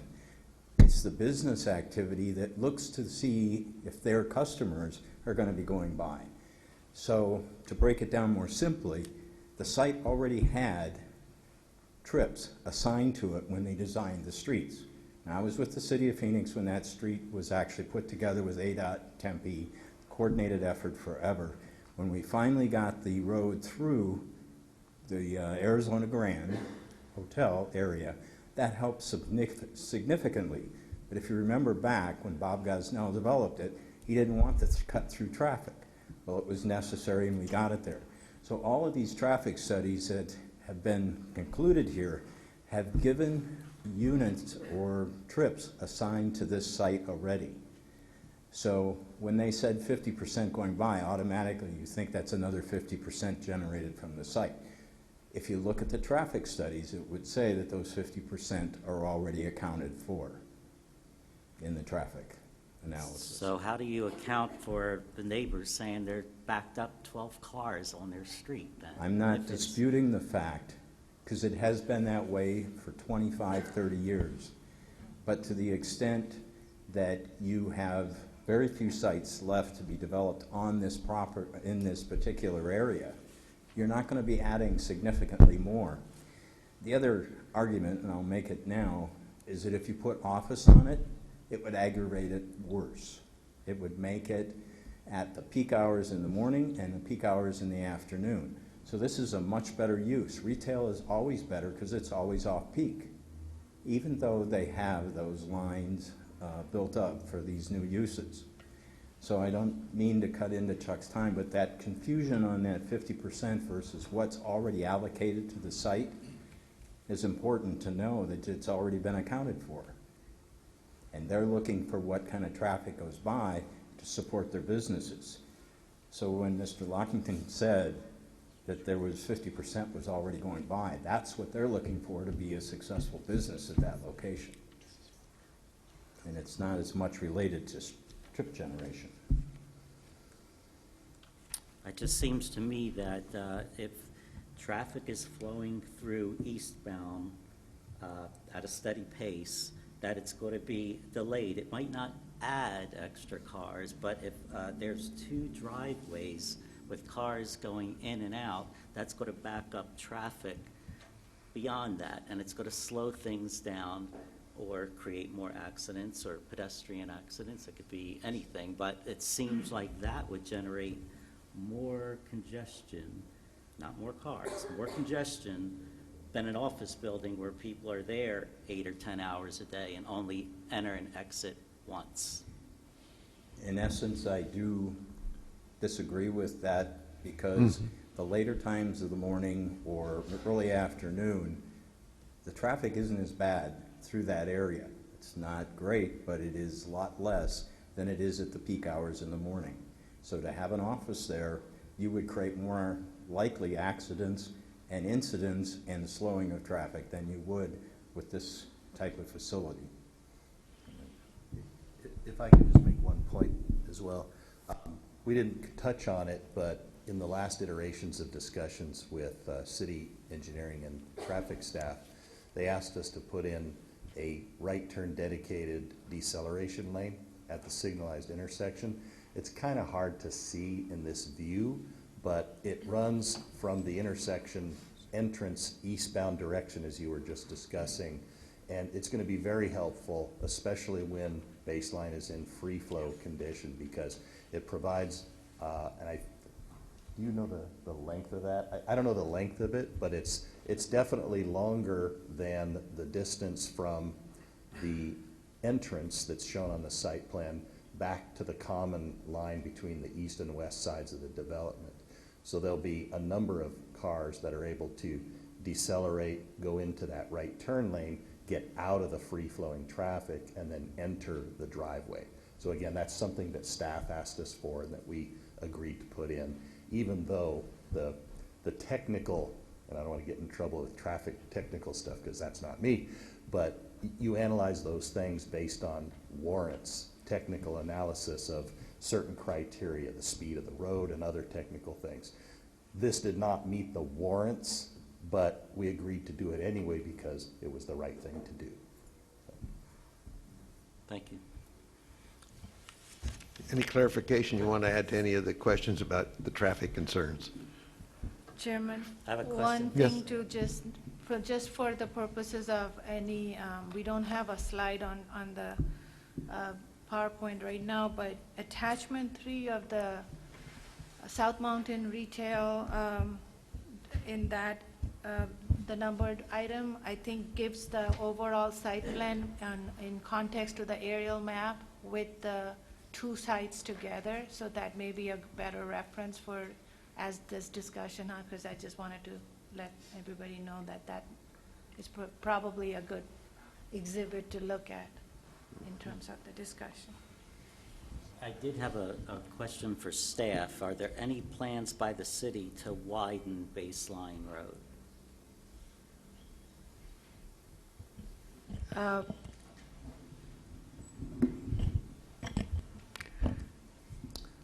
I'll just add to that there is a I-10 widening project. Initially in the scope, it was discussed and evaluated the potential improvements to Baseline Road for getting access, both ingress, egress, onto the I-10 freeway. My understanding is from ADOT is that that portion of the project scope has been removed from the items that are moving forward right now, which is the I-10 widening. So there's no. So Not at this time. Answer is no. Thank you. Mr. Summers. Thank you, Mr. Chairman. I'm an avid In-N-Out Burger fan. Sorry, I'll disclose that right now. But and we've seen quite a few cases in this area, and I think there's a big distinction between something like a Taco Bell, and In-N-Out Burger. One's a destination, like Dutch Bros, or like that. That's clearly a destination in my mind and would generate more traffic. So from a traffic engineering standpoint, just curious, do you make a distinction between the two? Between restaurants that generate a lot of traffic and tend to back up into streets, like In-N-Out Burger, like Dutch Bros, like Portillo's, like that, as compared to the rest? So the Dutch Bros is kind of an aberration that we don't have a standard application for. Most of the data that's collected is more generic to fast food restaurants. It is related to the size of the facility. So as you mentioned, some of the other brands are smaller footprints. So to the extent that those building sizes vary, we do reflect that in our projections. And it does cover some of the differences between the different brands. Okay. Thank you. Commissioner Taylor. Thank you. I am confused. Can you have some of your time? Absolutely. Sorry. Remember, she has a vote. So what Chuck said is completely accurate. Trip generation figures are generally done by factors that are provided by the International Transportation Engineers, and a certain type of fast food restaurant or sit-down restaurant generates X. No one ever lets us use those for In-N-Out because they would be drastically undervalued. So in the case of the traffic analysis that was prepared for this site, studies of actual operating In-N-Outs, a number of them were done, provided a blended average for the trip generation, and then arithmetically corrected for the exact square footage of this restaurant. So that's all in the very wonky, very technical, I don't like to read it because it makes my head hurt, traffic analysis. But it's an important distinction because we do have to be treated special in that way. Thank you. Thank you, that's very helpful. Commissioner Taylor. Thank you. So under the executive summary that we were given in our packets, under 1.3, principal findings and recommendations, it says that the proposed development is expected to generate 5,792 trips on a typical weekday, Yes. with 117 trips occurring in the AM peak hours and 340 trips occurring in the PM peak hours. Obviously, that does not add up to 5,792. So, Commissioners and Commissioner Taylor, the 5,000 number is a 24-hour figure. So that is all the trips in and out over an entire 24-hour period. We tend to do our analysis based on the single busiest hour in the morning and in the afternoon, and that's what you're seeing in those other two numbers. Well, 5,792 daily trips is a big number to me, and that's a much bigger impact, I feel like, in this area than what's been indicated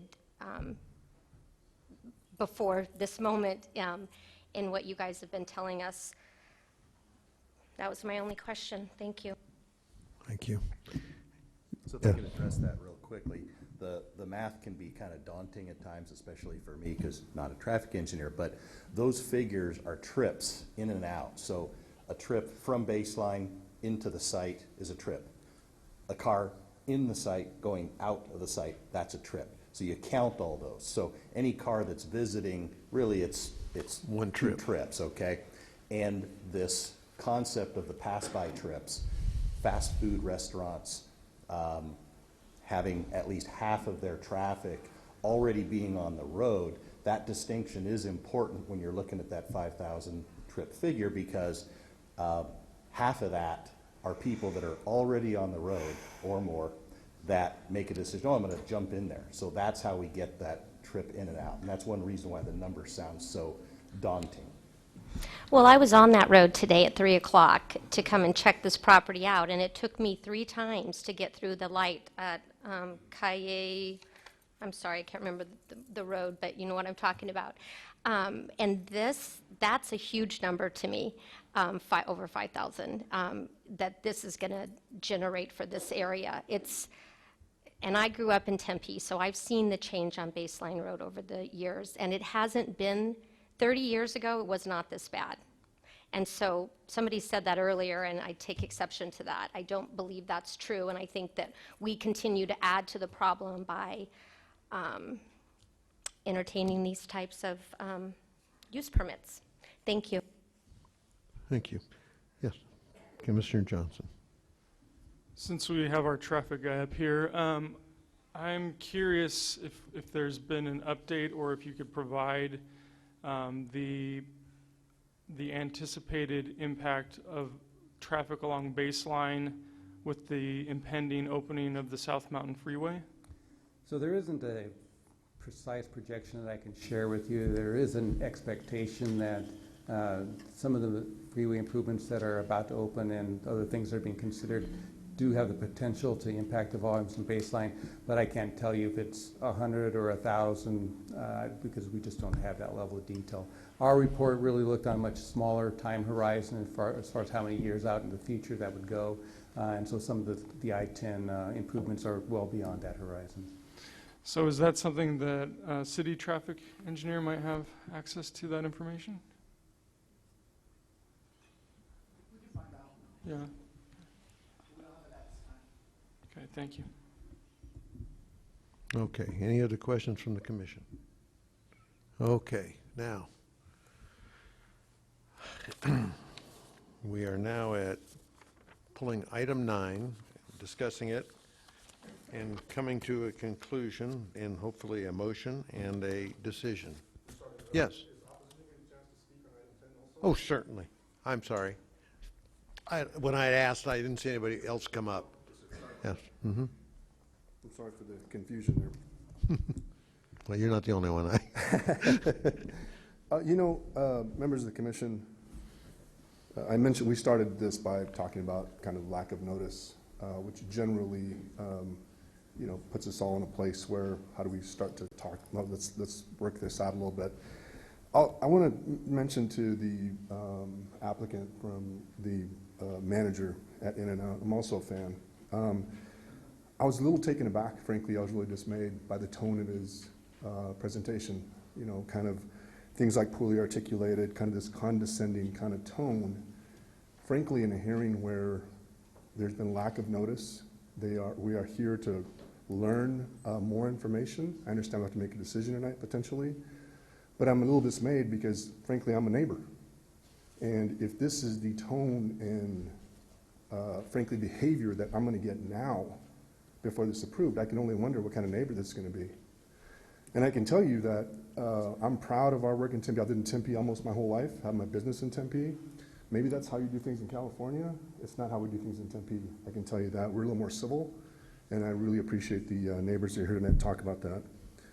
I will go back to, this is kind of, we're talking about whether use permits are appropriate for this area. I've heard a lot of questions about whether this is an appropriate use or appropriate area for a use permit. I just don't see how it really meets the standards. We talked about a lot of traffic, but any odor, dust, gas, noise, vibration. Frankly, there was a comment made about there's been no data to support any of the adverse conditions that it creates.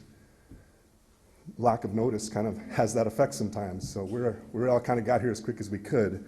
I'll tell you, this kind of sounds like a double-double being put in a single lot. This is a venti on a tall site.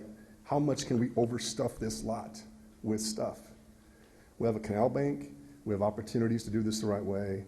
I'm not sure this really meets the use permit standard. I haven't got to the use permit on the actual In-N-Out, but do you have that, staff? Do you have the elevation of the east-facing side? There's a big portico share on the drive-through. That one right there. So you can see the columns that hold that up. So there's a small setback to the wall, and then there's professional office space on the other side of that. That portico share will hold vibration and will have vibration from vehicles, particularly motorcycles. It will be kind of a capture area there for gas from all the cars that are idling. I've seen lots of In-N-Outs. There's always a line there. So the impact is significant on both of these. And it's kind of tricky, like I said, because you have the Starbucks site and you also have the In-N-Out site. We're talking together. But I just don't see how either one of these, particularly taken at face value, collectively meet the standards for the use permit test. And again, I respectfully ask the commission to allow the applicant some time to discuss with the neighbors. Maybe there's a way to get this done in a more civil way, of course, and or just flatly deny the use permit on its face. Thank you for your time. I'm happy to answer any questions if there are any. Okay, thank you. Thank you. Mm-hmm. Okay. Benny, do you have anything to add to any of this for item 9, since that's the one we're on? No. And item 10? There's been mention of the use permit, we're not meeting standards and so on. Well, just in general, one of the things I like to clarify is that for the project, I know it came up a couple times, how many drive-throughs there are, and if a drive-through can be added to the multi-tenant building on the South Mountain retail site. If they were to proceed with that, if this were approved in the future, then that would require them to come back for a use permit for that drive-through as well, if they wanted to do something like that. And also, for the record, for the item number 10, I just want to say we were recommending approval on that. So, but I can answer any questions you have if you have anything on 10. Anybody have questions for staff? Okay. Is anybody willing to make a motion? No, go ahead. I think the applicant here wondered if he had Another shot? Yeah, oh yeah, go right ahead. Well, we were talking about item 9 first of all. That was where I was. I wasn't on I'll say 10 that. yet. But go ahead. I don't have anybody speaking in. This is a joint site. Okay. You seem to be the hot end of the site. Okay, so in response to Mr. Torres's comments, I just want to say, and I'm sorry that he took the comment that I made, which was intended solely to address the incredibly incendiary letter from Arizona Grant. If you take what I said earlier, I addressed my comments to the letters from the east neighbors in a certain way. I thought that was very respectful. My intention was to provide information and facts because there's a lot of fears out there, and fears often can be calmed with facts. So if Mr. Torres took umbrage, it was not intended in his direction or the neighbor's direction. In-N-Out took umbrage with the Arizona Grand letter because you just read it. It's incredibly incendiary with no facts to support it. So just wanted to put that out there. We are looking forward to being good neighbors. The comments about the porte cochere, let's keep in mind that as we looked at the site plan and the landscape plan, there's a 20-foot buffer on both sides of the wall. There's an incredible amount of vegetation and trees between the porte cochere and those buildings. So I think there's going to do a great job of mitigating any noise issues. Mm-hmm. Let me just ask one question of you. Mr. Torres did say, maybe sitting down, talking about this, working at that, would this be something you would be willing to do? It would mean deferring the decision on this to another date. I think we're hopeful to have an up or down vote today. Okay. Yeah. That's and, what and I think that we have shown with our design that we are being neighborly. Mm-hmm. We've exceeded setbacks. We've not come close to meeting some of the maximum allowed heights, FAR, a whole bunch of other criteria. So from my perspective, and I know it's not the same, for example, as Mr. Torres, I think we can demonstrate, and we've made some points that show that this is a fairly neighborly design. Okay, well, you did answer my question, an up or down vote. Perfect. Okay, back to number. No, we've had, the public hearing part is over. These were the applicants speaking to us in answer to our questions. Thank you, though. Do we have a motion on, yes, Commissioner Taylor? Can we have some discussion first? Sir, you can make a motion and discuss it, too. Well, that's true. I'm just. But go right typically, ahead. I think we've had discussion and then made a motion. And really, mine will be very brief. It is very clear that the number of 5,792 additional trips a day is going to not work with our criteria for our permitting because number 1 and number 2, any significant increase in vehicular or pedestrian traffic, and the nuisance arising from the emissions of the odors. So those two, I mean, this is not the city's traffic study either, is my understanding. This was, a traffic study was commissioned by one of the owners of the property. So that's your own traffic report. And to me, 5,792 trips additional a day is way too many. So I'm not going to be voting in favor of these. Thank you. Yes. Mr. Brown. My understanding is that a car arriving and leaving counts as 2 trips. So if it's about 2,800 new cars a day, or additional cars, and this is in on a street that carries 50,000 cars a day. So I did some math here. It's about 5%, as I understand it. And I've been on the street many times. I'm going to guess that it's less than 5%. I'm surprised that the count is that low. I do avoid the area, and I don't go to Fry's Electronics too often. But this is kind of similar to a case we had 2 years ago, a quarter mile or less than a quarter mile to the east, where another burger place, and a fuel stop went into the, what used to be a sea of asphalt for the, and still is a sea of asphalt for Fry's Electronics. So I guess I'm saying that there's a horrible problem and that people are cutting through the residential area to the north already. If I was in this, I don't eat hamburgers, but if I got a burger for my son and I was departing, I would turn left, I'm sorry, I would turn right to go back to Tempe. I would not conceive of going north through a residential neighborhood. I know that people do cut through, and that's already happening. I'm going to guess that has a lot to do with Fry's Electronics. So back to your question, Ms. Taylor. As a percentage, do you really think this is a 5% increase in the total traffic on baseline? Yeah, you said 5,000 trips, and I'm guessing that it's at most 5%. I'm going to guess. 5,792 trips. No, well, that's. And the fact that there's already over 50,000 trips doesn't mean adding 2,800 more is okay, especially for this neighborhood and for this area. Like I said, I drove down there today at 3 o'clock. It took me 3 times to get through the light, and then I had to go up further to do a U-turn to drive past the property to take a look at it. So yeah, there's a problem on Baseline. There's been a problem for at least a decade. Adding more traffic is not the answer to that problem. I think they should be able to build an In-N-Out in there, and I think they should be able to build a Starbucks too. I just don't think they should get to have drive-thrus through them. And I think that's going to help mitigate this problem. We're asked today to decide whether we should give them this permit. And we have 5 criteria to look at, and that's what I'm looking at to make my decision. And I think I've been pretty clear.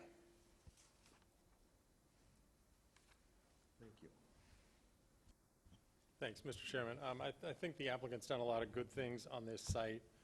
The fact that the drive-through lane starts as far back as it does and has 15 cars room to stack, plus probably another 15 in the parking lot if you want, is a really good thing. In some ways, I think In-N-Out Burger is a victim of its own success here. The setbacks on the east side are pretty significant. Looks like 15 or 20 feet and a lot of landscaping.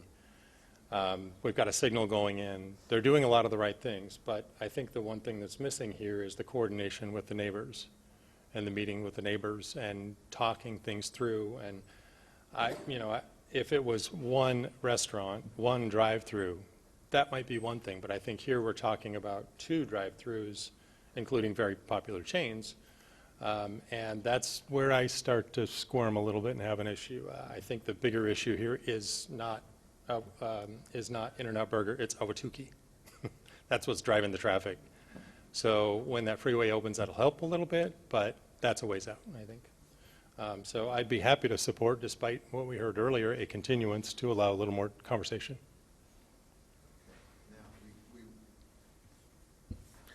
We were on item 9, and now we've got 9 and 10 blended, so it's kind of a crazy thing we're doing here tonight, since it's one property owner and 2 different developments.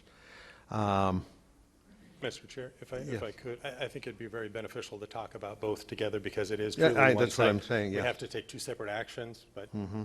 Exactly. Thanks. That's what I was saying.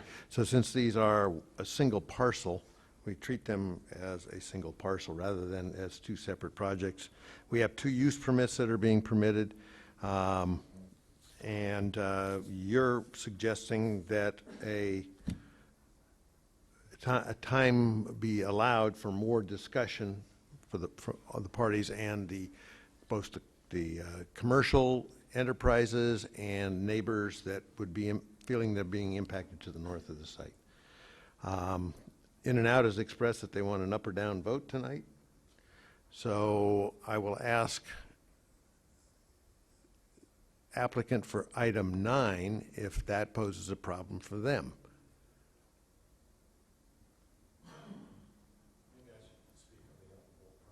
Yes.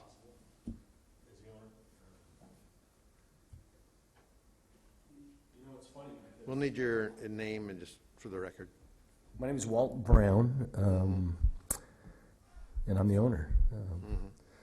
And I apologize, Torres. Mr. Israel, There's been a coming soon retail sign next to his building for 8 months with our project, in brokers. We've done a lot of stuff, so somehow it's slipped through the cracks. I think what we have is we have 2 users that are committed to working with the neighbor. We got a planner that's done a great job, okay? I think I'd love to get together in the room with him and the planner and find out. If you look at the setbacks that In-N-Out placed and their attention to detail, they really looked at where his building was and where their building is proposed, and they moved it off the line. Traffic has worked their butt off with Tempe's traffic team, and I'm just amazed because if you remember, we started at I-10 and Baseline on the hard corner, and the Arizona Grand Group opposed us and said, we're going to keep suing you until we can buy it. And they said, we're not going to allow it to happen. We're going to keep suing you until we can buy the corner. Then Arizona Grand came and said, well, if you'll move down the street, we'll support you. Well, we find out that, in fact, we did sell to them with In-N-Out's consent, and they haven't supported us. But I think what we'd love to see is the approval of the project. You got a commitment from us, from the tenants, both tenants, to go meet with Mr. Israel and find out what he's talking about from a development standpoint. We've got a great planned project for the 2 buildings. As the owner, we can commit that we won't ever allow a drive-through in the 3rd building in the back because you had a little concern about that. And we'll work through that, and maybe you can find a way to approve the In-N-Out and the Starbucks and not approve the back building, and let's let it evolve. And as a developer and as an owner, let's see where it goes and see what happens. The college loves this amenity, okay? The neighbors that we have spoke to, and I apologize that we haven't spoken to him or he hadn't seen the coming soon sign, has seemed to have really been in support of it for a place for them to walk. The college actually owns this land now. And they made a decision not to expand the college to get these 2 amenities to their project. They've even talked about potentially, because you talked about the fence to the waterway, and we studied that with them because they made a business decision to put up the fence to protect somebody from drowning. And so they talked about putting a gate to where their students can walk over, do some homework, and have a cup of coffee, have a burger, and walk back and not have to get in the car. I think you guys know that they're already parking some of those college guys behind Fry's, and they're walking to school. So we've addressed that in this with extra trees. We've really done a great job. So I would hope that you would find a way to make that work, and as a developer, I'm committed. I know Obinia and traffic has worked their butt off to try to make sure it's planned appropriate. Both tenants have done above and beyond their call of duty. So, Thank you. Appreciate those comments. Let me just a question to the staff. If we were to approve these with what Mr. Brown has said, that willing to work, meet more with the neighbors, and discuss what they can do with this jointly project, is there a way actually to condition that to be done? Or is that just a gentleman's agreement to do it?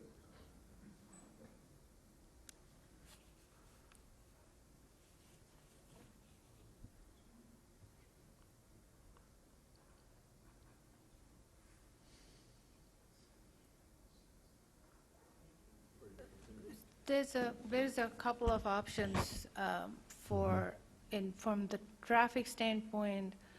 With the cut-through traffic, that is a concern for the neighborhood to the north. You can certainly condition that could be studied subject to traffic engineers' approval. They can, they can work with the city to make some kind of some restricted access on the north side, so it's not, the cut-through traffic is not there. There is a we do have a condition that sometimes we have implemented for use permits, which has the compliance requirement. that they can come back. But the hesitancy I have with that is that this is not a use permit, for example, for a live entertainment that you can just revoke it. It's actual construction. So once that construction happens, we could revoke, I suppose, still, if there is complaints, the drive-through portion of it could be revoked as part of that development. What that does to the site, not exactly sure when a build condition happens.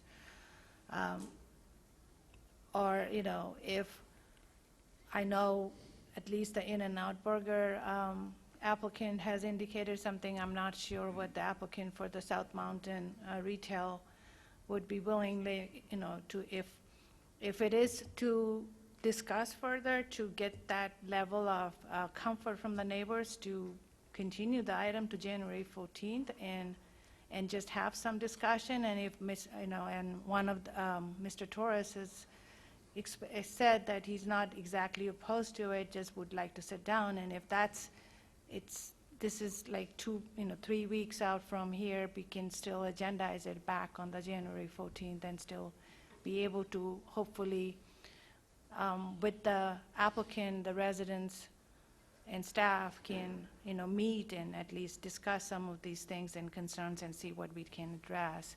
So I'm not sure. We could do a delay until January 14th meeting. That's the next available meeting, right, because there is only one meeting this month because of the holidays. So that is an option available to both applicants.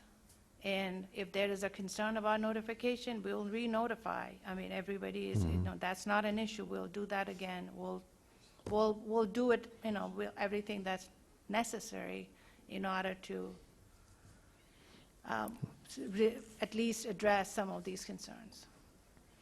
Well, I know that South Mountain Partners has really not been the primary focus on this discussion, item 9. It's been actually the In-N-Out Burger. So I will defer to members of the commission to express their opinion as to which way they would like to go.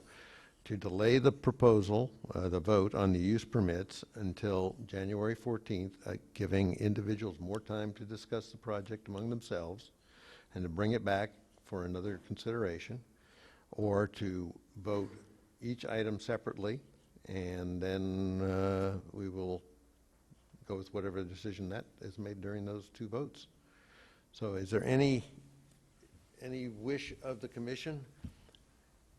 Well, Ms. Sunders. Mr. Chairman, if I'm reading the room right, the really contentious, the more contentious of the two is the In-N-Out Burger, and our applicant has asked for an up or down vote. So I'd recommend we try to do that.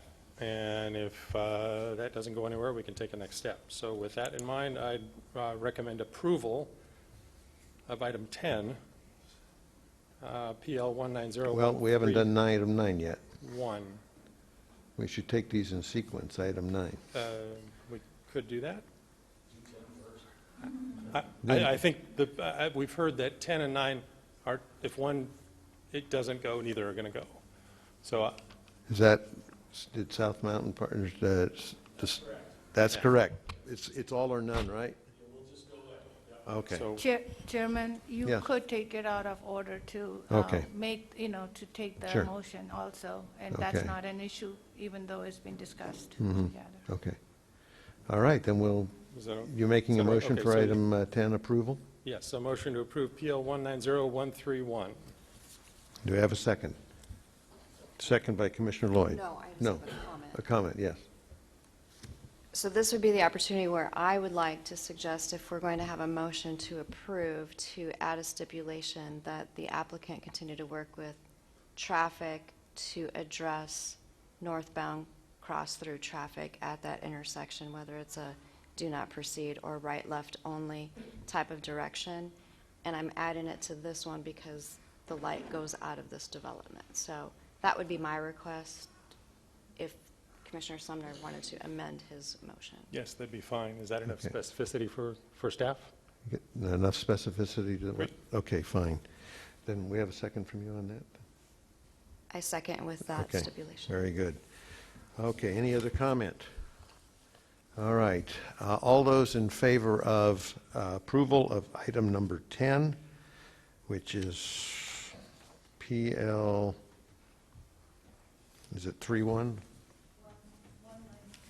PL 190131. 013, okay. All those in favor, raise your right hand. Opposed? I think we have a, Mr. Chairman, I'm sorry, I might be confused here. Can you just repeat? This motion is to approve the In-N-Out Burger approve In-N-Out Burger. with that stipulation? Exactly. Okay, With the condition that was added. yes. Okay, all those in favor, please raise your right hand. 4.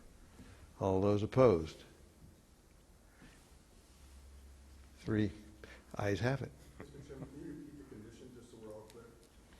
The condition that was required is that you work with traffic to deal with the issue of the northbound out of the site entering into the neighborhoods. I believe that it? Cut to work with the city staff traffic. for the cut-through traffic, to restrict northbound off of the In-N-Out side. Okay. So, Chair, I'm sorry.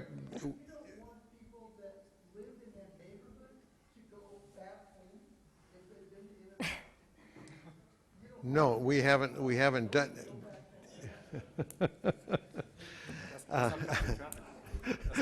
That's cut. You know, sometimes you can't have it both ways. But anyway, traffic will work, city traffic will work with the project, the In-N-Out Burger folks, to see if they can come up with a good solution to reduce the cut-through traffic that might occur into the neighborhood north of Baseline Road. Chair Casano, Commissioner Taylor? I think I'm right. I want to get staff's nod, but the audience, anybody in the audience who has concerns on this project does have the opportunity to appeal to council. Am I correct? Okay, so if you don't, the neighbors, if this didn't go the way you wanted it to tonight, you do have the opportunity to appeal to your city council. In 14 days. Yes. In writing. So, okay. Then that item is approved. Now we'll go to item number 9, which is South Mountain Partners. Do we have a motion for that?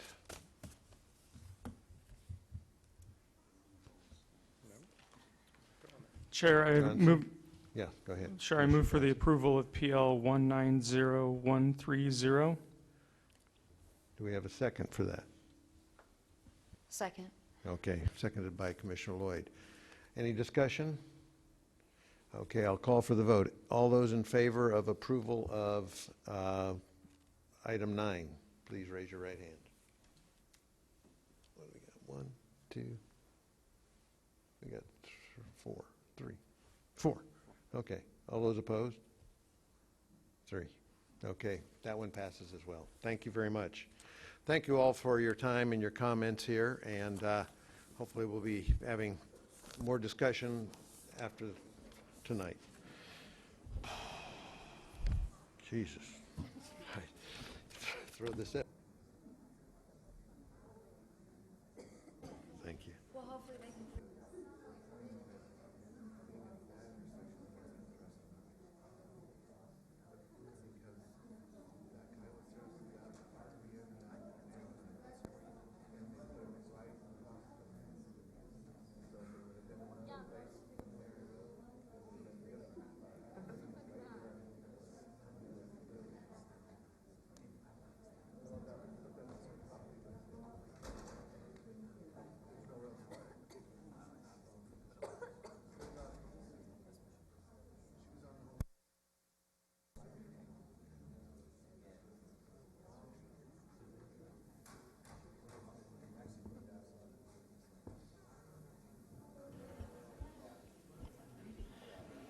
Did they bring the pizza yet? Not yet? Excuse me, there can be no further discussion. This meeting's still in session. Thank you. Thank you. I want to thank you very much. I could leave again. You could keep going.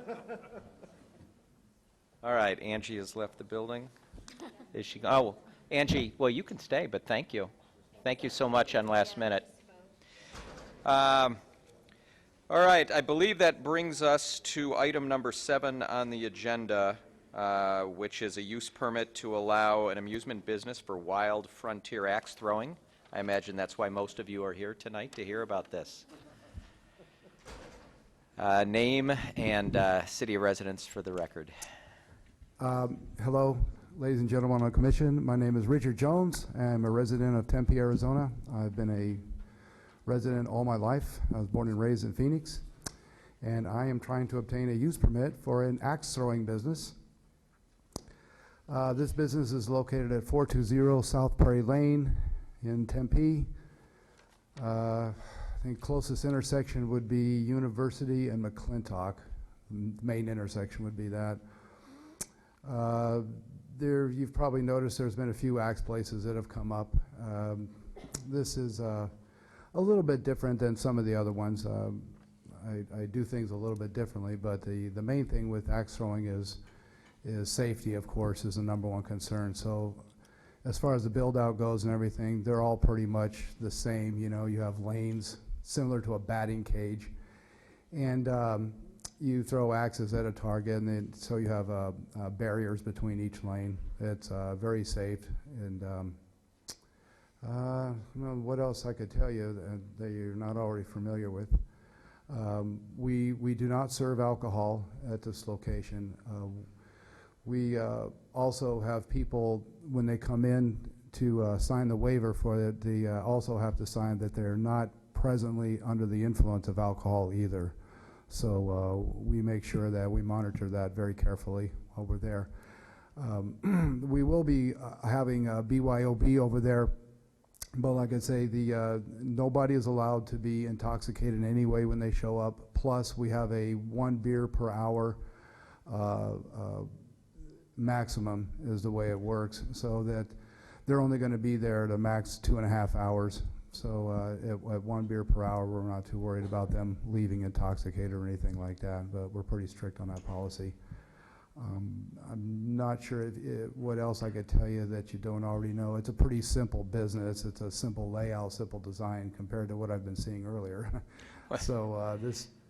If you'd like, you can kind of take questions, and if there's any issues that are brought up from the public, you can respond to that. Certainly. Sure, absolutely. Come back. Okay, very good. Thank you. Commissioners, any questions for the applicant? Commissioner Amorosi. Thank you, Chairman. I must be living in a cave because I've never heard of axe throwing as entertainment before.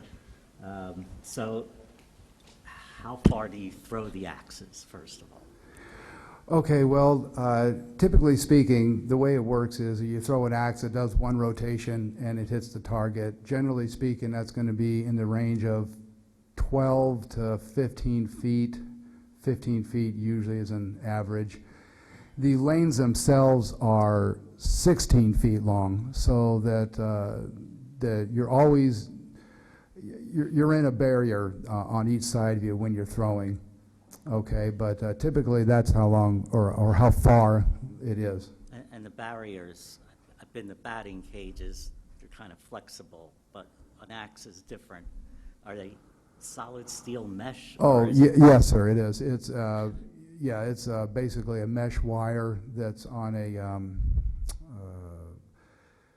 like we have a plywood wall. It's a plywood wall, and then on top of that, it's a mesh wire that's like a fence sort of thing. It's 10 feet high, 16 feet long, and there's 5 lanes. We're a smaller venue than the other venues are really like twice as big as those, most of them. So we have a smaller location and a smaller venue, but it's nice. It's different than some of the other ones and what we do and how we do it.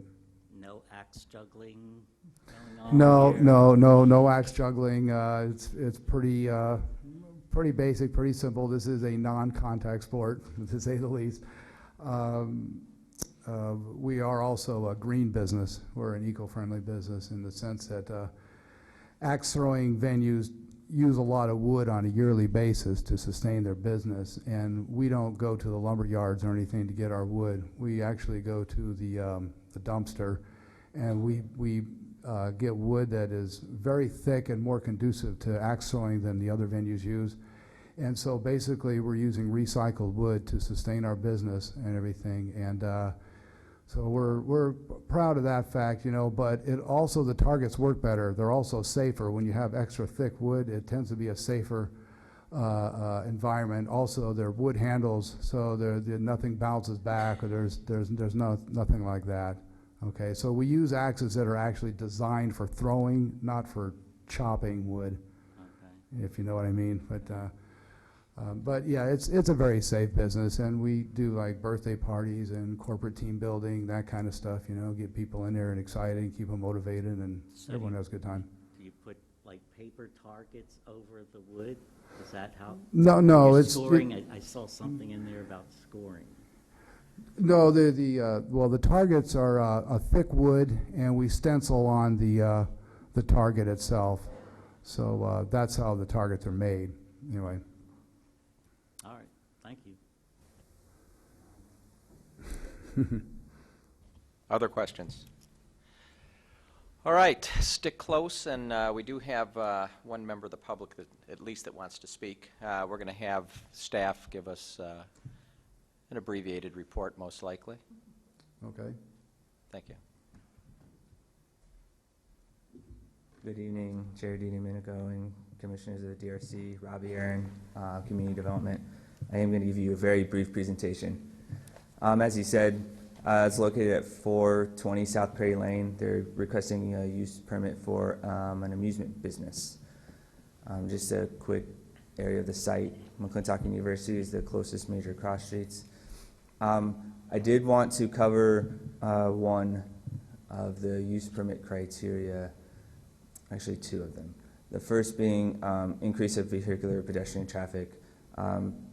Staff does not see any increase above what was normally be permitted by right in this area. You could have an office by right, and parking for an office is actually more than what we require for parking for this type of business. The other thing that I wanted to cover was the adequate control of disruptive behavior. As the applicant stated, they're requiring a waiver to sign that says you can't be overly intoxicated to participate, and that loitering outside of the business is strictly prohibited. We are also requiring, as a condition of approval, that the applicant reach out to the City of Tempe Crime Prevention Unit to discuss potentially having a security plan. That's a condition of approval, and they will have to do that within 30 days of tonight, so January 9th. I will answer any other questions that you might have for me at this time. Commissioner Summers. Just a quick one. In looking at the site plan, it looks like there's access out onto McClintock as well. Is that just a drive lane, or is that where the business front door is? The business front door is on Perry. That the whole lot goes from Perry all the way to McClintock, so in theory you could drive through, but that's not necessarily where access to the business is. The building with the stars where the business will be located, and then the lot goes all the way through here.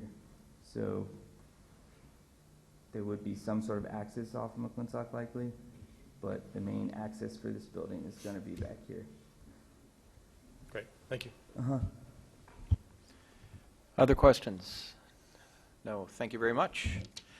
All right, call to the public. I have one card here. If anyone else wishes to be heard, just catch our attention. Jeff Benkel.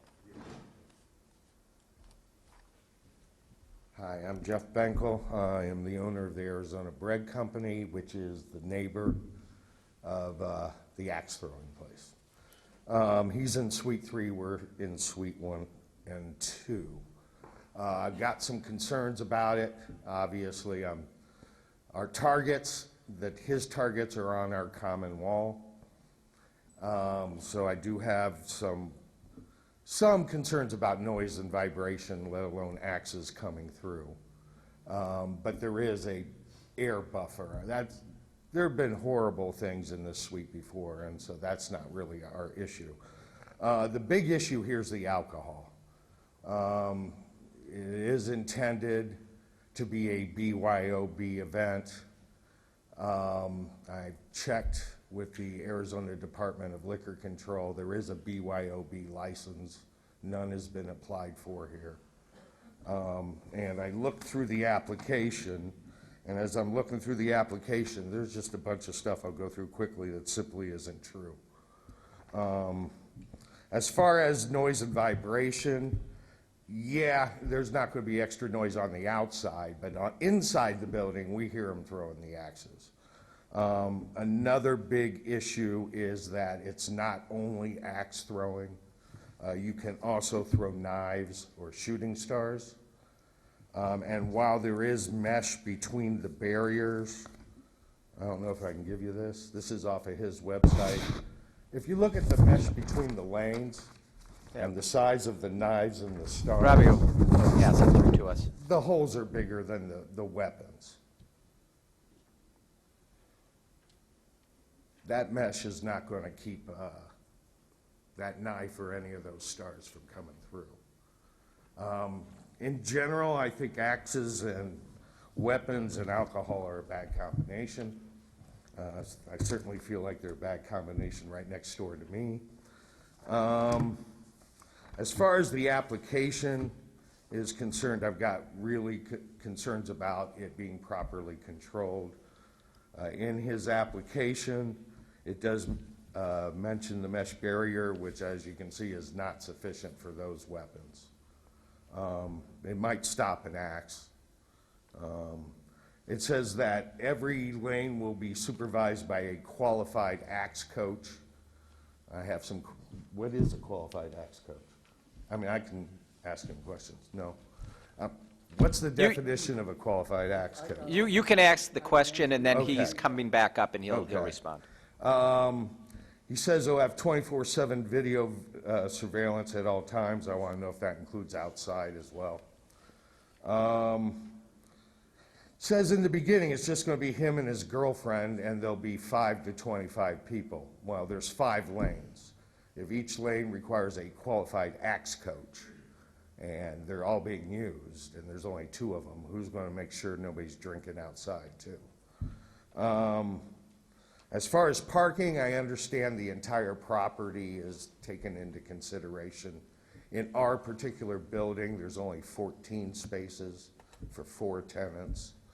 I know my trucks usually occupy 3 of them. I have 10 to 15 employees at any one time.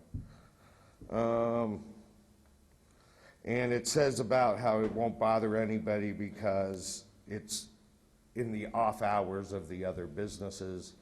That's actually not true. We're 24/7. There, across the parking lot are a couple of recording studios. They've been known to be busy at night.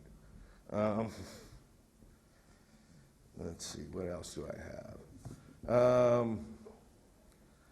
As far as it won't degrade the neighborhood, he complains it's currently a dark and gloomy commercial warehouse. Yeah, that's what this center is. There are no other retail or open to public businesses there. And again, he says he's fully compatible because of the odd hours. We're there all the time. Yes, I understand people have to sign a waiver saying they're not under the influence, but again, what kind of expertise is going to be on hand for that? I'm also concerned about the type of alcohol allowed. There's 2 other axe throwing places in Tempe. Class Axe does not allow alcohol at all. Lumberjacks has a BYOB after 4 o'clock license. It's beer and wine only. Is there an age limit for throwing the axes? Other places have such a thing. I don't know if that's in your purview. Okay. Come to a conclusion. I think we're going to have some questions The for you, too. conclusion is I don't want you to throw the guy out, okay?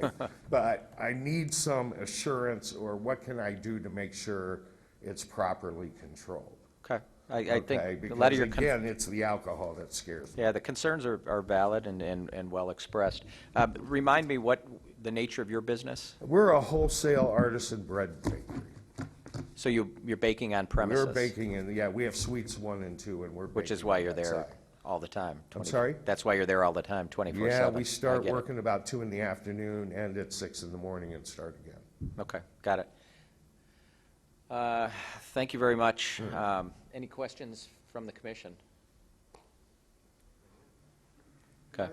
Can I respond? Well, we're gonna have you back up in a second to respond to that. Robbie, anything that you want to add?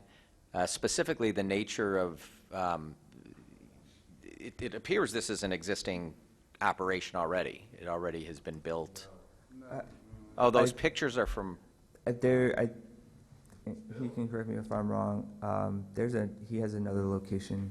Okay. In a different jurisdiction. So I was not looking at pictures specifically of this space that we're talking about today at 420 South Perry in operation. You should not be, no. Okay.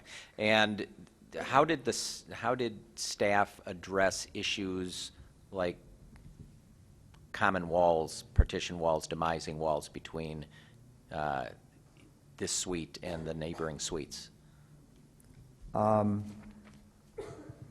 It was my understanding, like the gentleman said, that there's space between the barrier, the target, and the walls. Okay. I'll have you fill in the blanks. Yeah, you can fill in the blanks. Okay. I But do there's no wanna- requirements that there be a solid partition built, at the end of these lanes or anything, no cladding. If it was an X-ray room, we'd have them line the walls with lead. Sure. If we don't make them do something No. different. So it could be 2 layers of drywall with 2x4 studs. Sure. Okay. I do want to address the BYOB permit.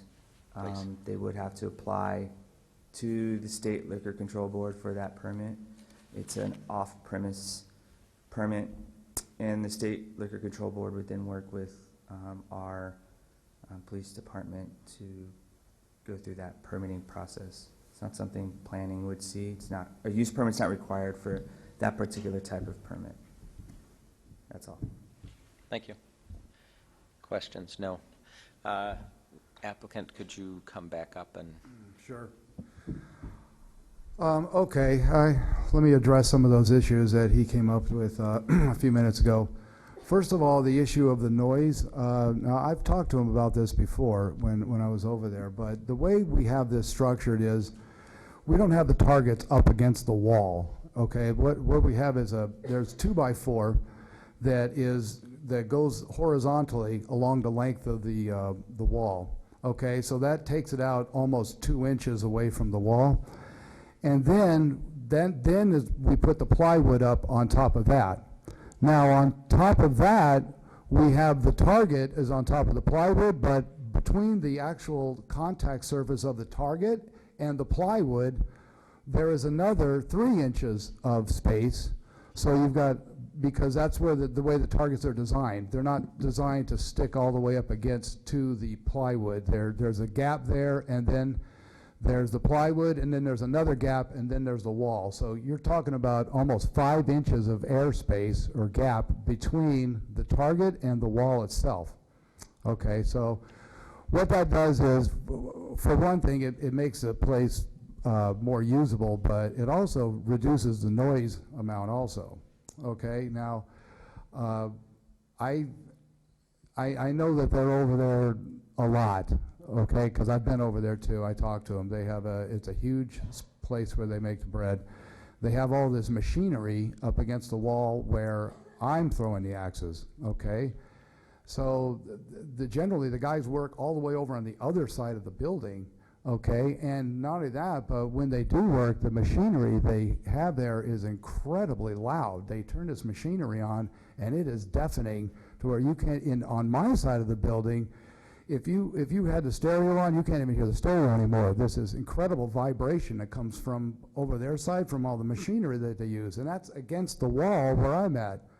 So the one thing that went through my mind is, you know, as he mentioned this to me a few weeks ago, is that I don't know how they could complain about me making noise with axes going thud, thud, thud on the other side of my place when they have this deafening vibrational equipment that they turn on over there. And so the last thing I ever thought I would hear him mention was the noise problem. That was the furthest thing from my mind. But he did, he brought it up. So I thought I would, to be fair, I would bring this up too, you know, that it goes both ways here. I'm not going to complain about the machinery over there and what he does. Okay, I'm just trying to run my business the best I can. I'm not creating an undue amount of noise or anything. As a matter of fact, I'm a lot quieter than the personal trainer on the other side of me who blasts his stereo. So between the machinery on his side and the stereo on the other side of me, I'm like sandwiched into this noise box. So I'm about the least noisy guy in that whole complex. Is this facility already built?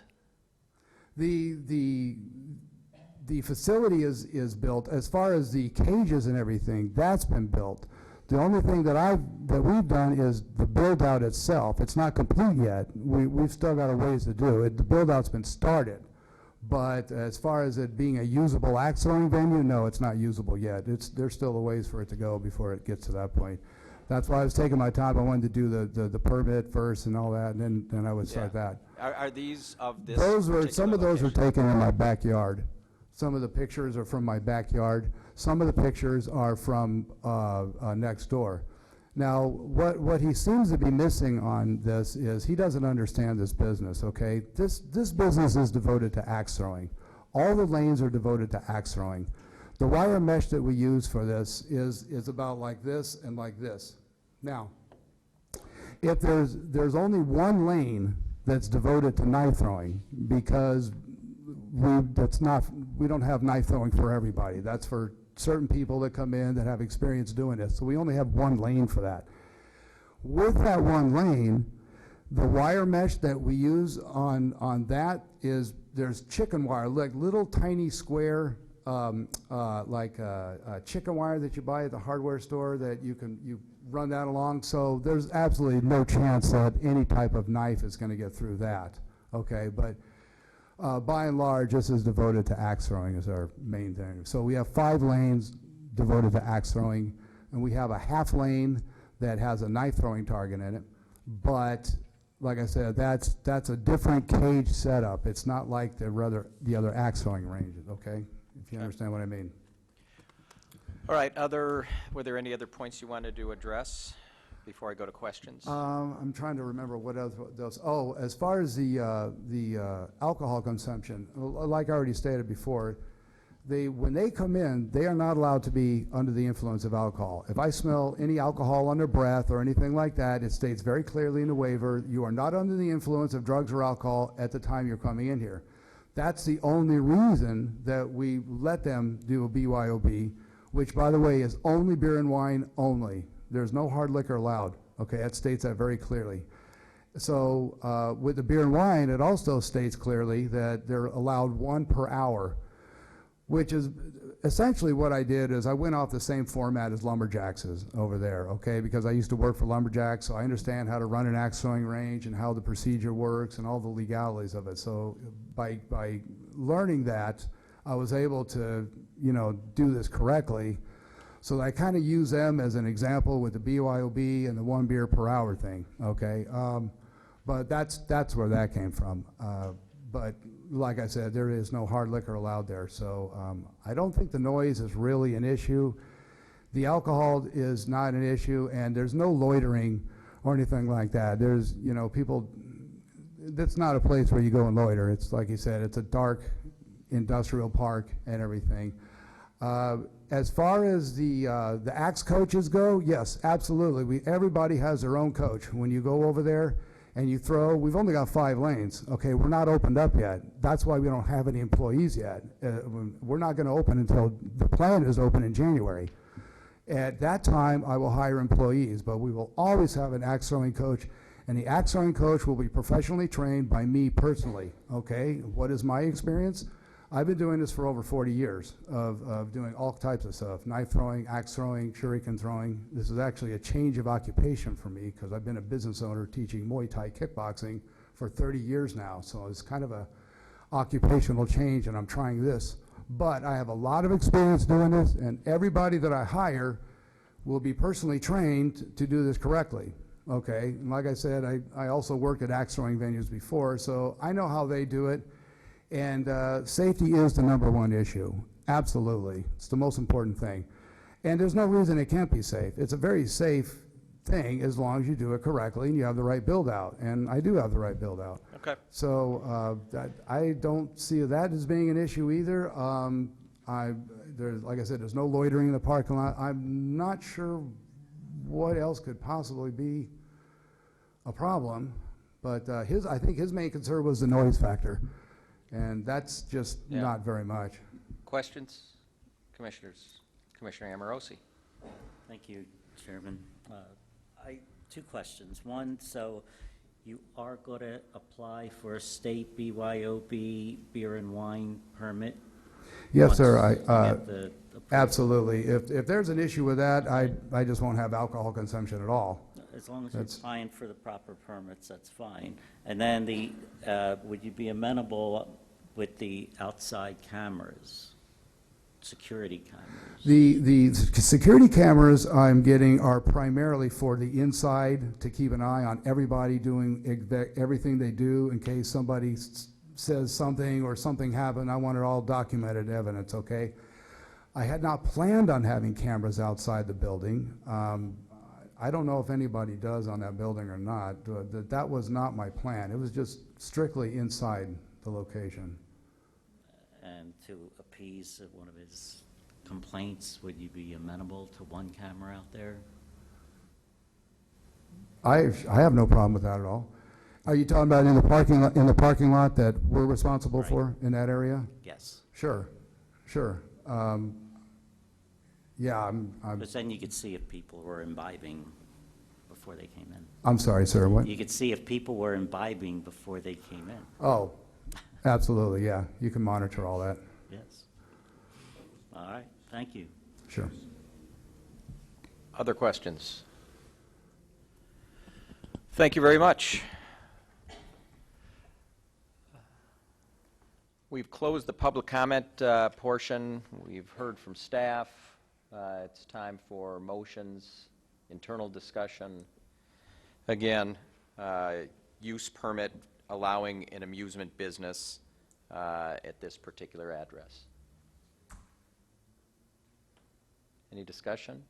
Anyone want to propose something? Mr. Chairman, I make a motion to approve Wild Frontier Axe Throwing PL 190291 with the conditions of approval, getting a state BYOB beer and wine license and one outside camera showing his parking lot. Mr. Chairman, I'll second that motion. Okay, it's been moved and seconded. Any discussion? Seeing none, I'll call a vote. All those in favor signify by raising your hand. Motion carries 6-1. Next case, thank you very much. Next case is item number 11. I want to make sure I didn't skip anything. Yes, item number 11. This is a use permit to allow a fuel center and a development plan review for Circle K at 1900 North Scottsdale Road. Thank you. Good evening, Chairman, members of the Commission. David Krzyzewski on behalf of Circle K. For the record, my address is 11811 North Tatum, Suite 1051, Phoenix. As the hour is late here, I will try to be as brief as possible. I know there are some folks here that want to speak as well, so I'll try to keep my presentation very short and be able to respond to questions later. As you mentioned, what is being requested here is your approval for a use permit and development plan review for a new convenience store with fuel. The property is located just south of McKellips Road, fronting on Scottsdale Road. It's about 1.2 acres in size, and it currently is and has been for some 40-odd years used as an automotive use, either a car dealership, repair, or used car sales lot, things of that nature. The property is zoned CSS, Commercial Shopping and Service District, and as noted in the staff report, the property is not part of a designated character area plan within the city. Get this to work. There we go. A little zoomed in here. Again, I know our pointer's not working, but again, just to point out, obviously Scottsdale Road is labeled there. The building on the property is the larger sort of bluish gray shaped structure in the middle. There's an additional structure on the far western boundary, which would be your right-hand side of the property line. The buildings to the far right are a multifamily development, two-story apartment homes, and then there's sort of a drive aisle and parking separating that residential development from this particular property. Again, a few pictures of the property itself. You can see obviously numerous cars parked there, a number of very large, tall lights which illuminate the property, a frontage view along Scottsdale Road, which you can see while there's a few trees out there, not a substantial amount of vegetation on the property. And again, the rear view, this would be looking sort of at the southwest corner of the property, looking northward. The multifamily residential obviously to the left, and the property and the structure right on the property line immediately to the right.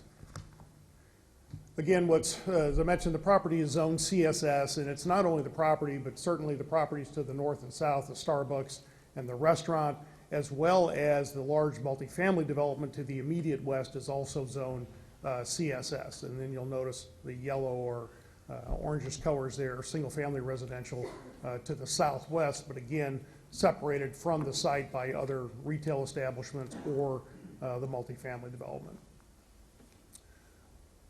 Zoom in here a little bit. What is proposed, as shown here, is we would remove all the current improvements on the site, less the screening walls to the west and north. A new 5,187-foot convenience store shown there along the west property line.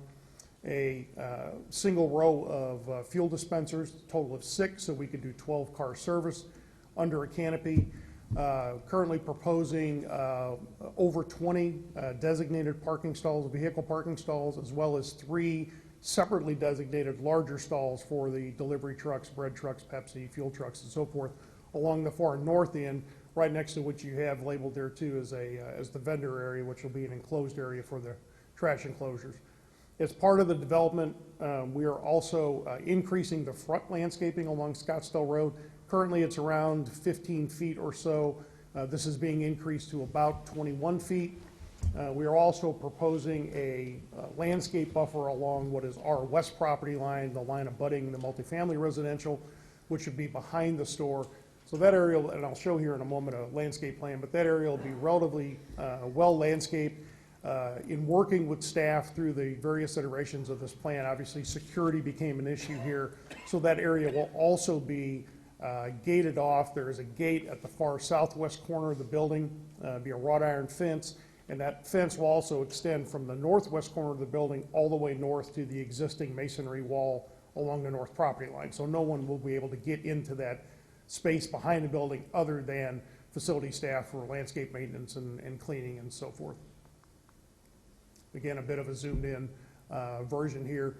We are proposing to retain the existing drive on the far south side of the site that exists there today, and a new drive along the northern property boundary just to facilitate better access. The original inception of this plan actually had an additional fuel island further to the north, and working with staff and city traffic department, that island has been eliminated to improve circulation on the site, as well as allow that additional drive to the north. That drive, and while it's a little bit hard to see, does have a diverter island in the middle of it, so it would be a right in, right out drive only. So southbound traffic could turn in, and you could exit making a right turn out of that drive southbound only. The full access point would be the southern drive, which is as it exists today. Again, I would point out in terms of traffic, working very closely with staff on those issues and the general issues of traffic flow along Scottsdale Road turning movements. The city traffic department did make a determination that a traffic report was not required for this, that the use really is going to really cause no additional traffic here at the site because, again, as we've heard earlier this evening, this use, probably even more so than a restaurant use, is truly a drive-by use in terms of people coming by to get, their gas or coffee, whatever, and then go on about their daily business. Elevations, again, were designed very closely, working with staff. We think this is a very good rendering, a good design of this store. We're using multiple materials, stone, block, and stucco, multiple colors, multiple elevation planes, both horizontal and vertical. Those elevations are carried over to the canopy where there is both stone, stucco on the canopy, and then on the canopy fascia, again with limited signage here on the canopy facing the street. Again, the landscape plan shown here, as I mentioned, a fairly large landscape buffer, well populated with trees along the western boundary line where really none exists today. Again, the thought here is we do want to buffer and offer some new buffering to the existing residential to the immediate west, and then additional landscaping along the north property line, and as I mentioned, increasing the current landscape setback and current landscape density along Scottsdale Road to really improve the overall streetscape of the property. One thing I would point out too is you'll see sort of to the south side of the store, there's sort of a little crosshatched area that is intended to be an outside seating area. These new stores offer a pretty wide variety of food products, which is becoming a larger part of this business. And so working with staff, we created both a seating area that is now covered, so you have sort of a trellis feature over there. So if somebody wanted to come in, grab a sandwich, get something to drink, sit out there when it's not July here, this time of year, and have their sandwich, they would do that and have a decent shade structure over the top of them. Again, street rendering here, this is sort of at the southeast corner of the site looking into it. Again, this gives you a pretty good perspective of both the shade structure on the far right-hand side of the view, as well as the store design and the proposed landscaping. Get another view from kind of the northeast corner, so if you were southbound on Scottsdale Road, this illustrates well the diverter island we were talking about in the northern drive, again, to allow that to be right in, right out only as a traffic mitigation measure. And again, a straight on view. The other thing I would note is you're seeing the little green roof structure. That is a new transit shelter that would be constructed in front of this store. There's an existing one a little bit further north, so this would be relocated in front of the store a little bit further from the intersection, which again I think helps kind of the existing traffic conditions on Scottsdale Road. Again, internal view, stores are still being designed, but this is a pretty good replication of this particular store, the 5187 store as they refer to it. The food offering, again illustrated here, a very open concept, windows across the front of the store which really provide great view to both customers coming and going, as well as really support SEPTED principles in terms of retail design for the product. The other thing I would notice, you'll see here monitors as you come in and out of the store. Sure. Those are cameras both internal to the store, external to the store, as well as door frame cameras for security reasons. Again, another view of what's proposed. Food and soft drink offer, a very large coffee offer, which has become a real signature offering in the new stores. In terms of the use permit conditions, because again, this is really what we're here to talk about. Staff has done an excellent job outlining this in the staff report, but I'll hit a few of the points. Again, in terms of the use permit, we don't believe this proposed development is going to cause a significant increase in vehicular or pedestrian traffic in the adjacent areas. Again, as a real true drive-by use, this is really designed to service people coming and going along Scottsdale Road and primarily southbound Scottsdale Road, as staff noted.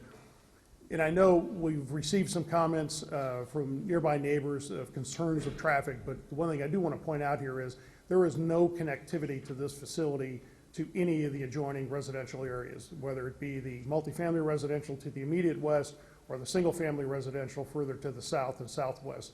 Again, these drives enter and exit onto Scottsdale Road only, and really no reason for anyone coming in or out of this facility to try to cut through any of the adjoining residential areas, because it just simply doesn't benefit that flow of traffic.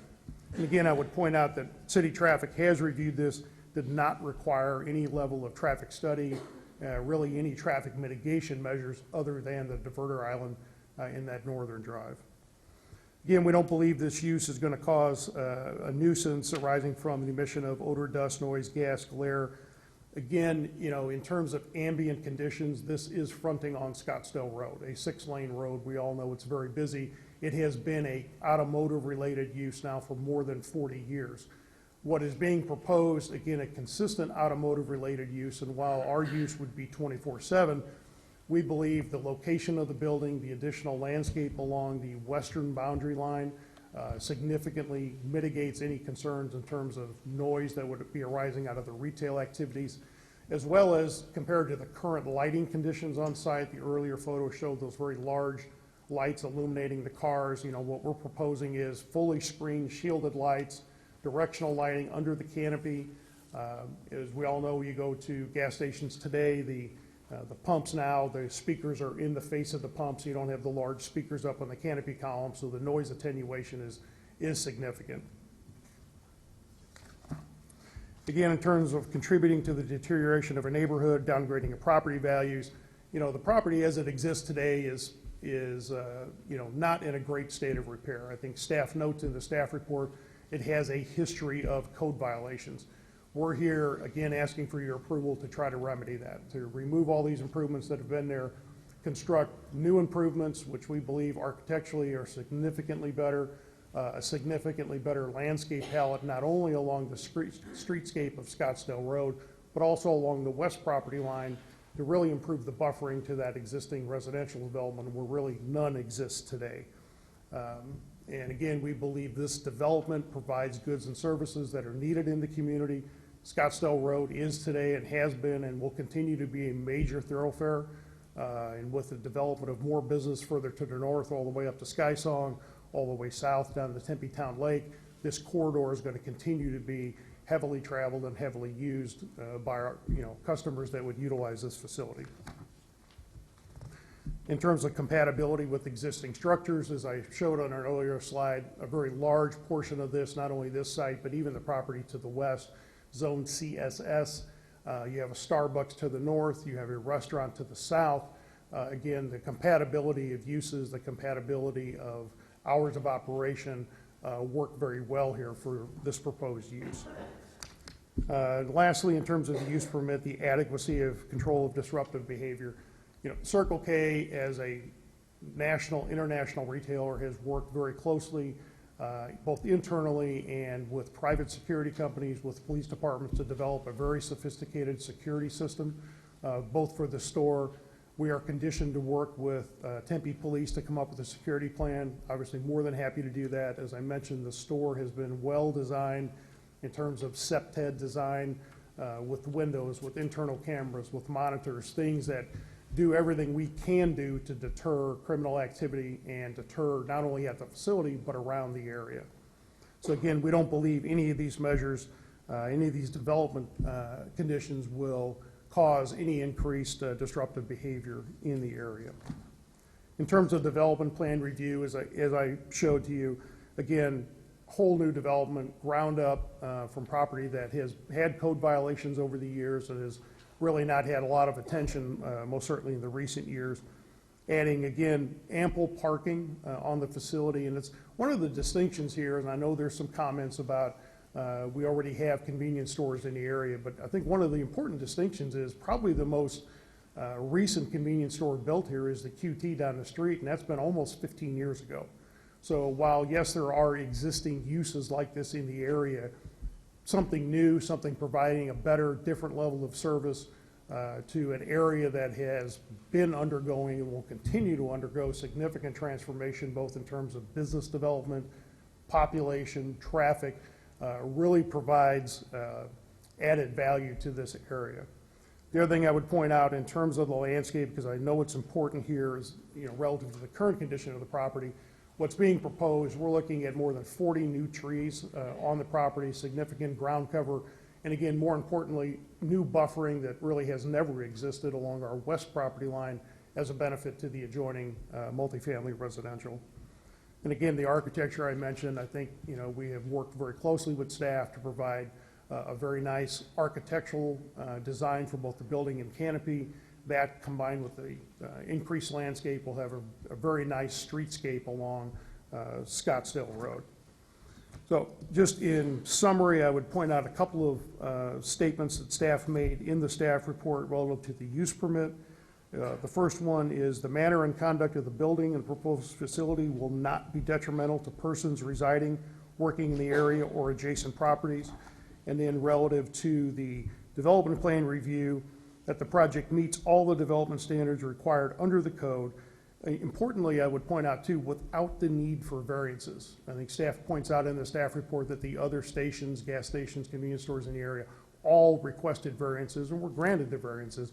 In this case, we're not requesting variances. We have designed the site to meet all your current development codes.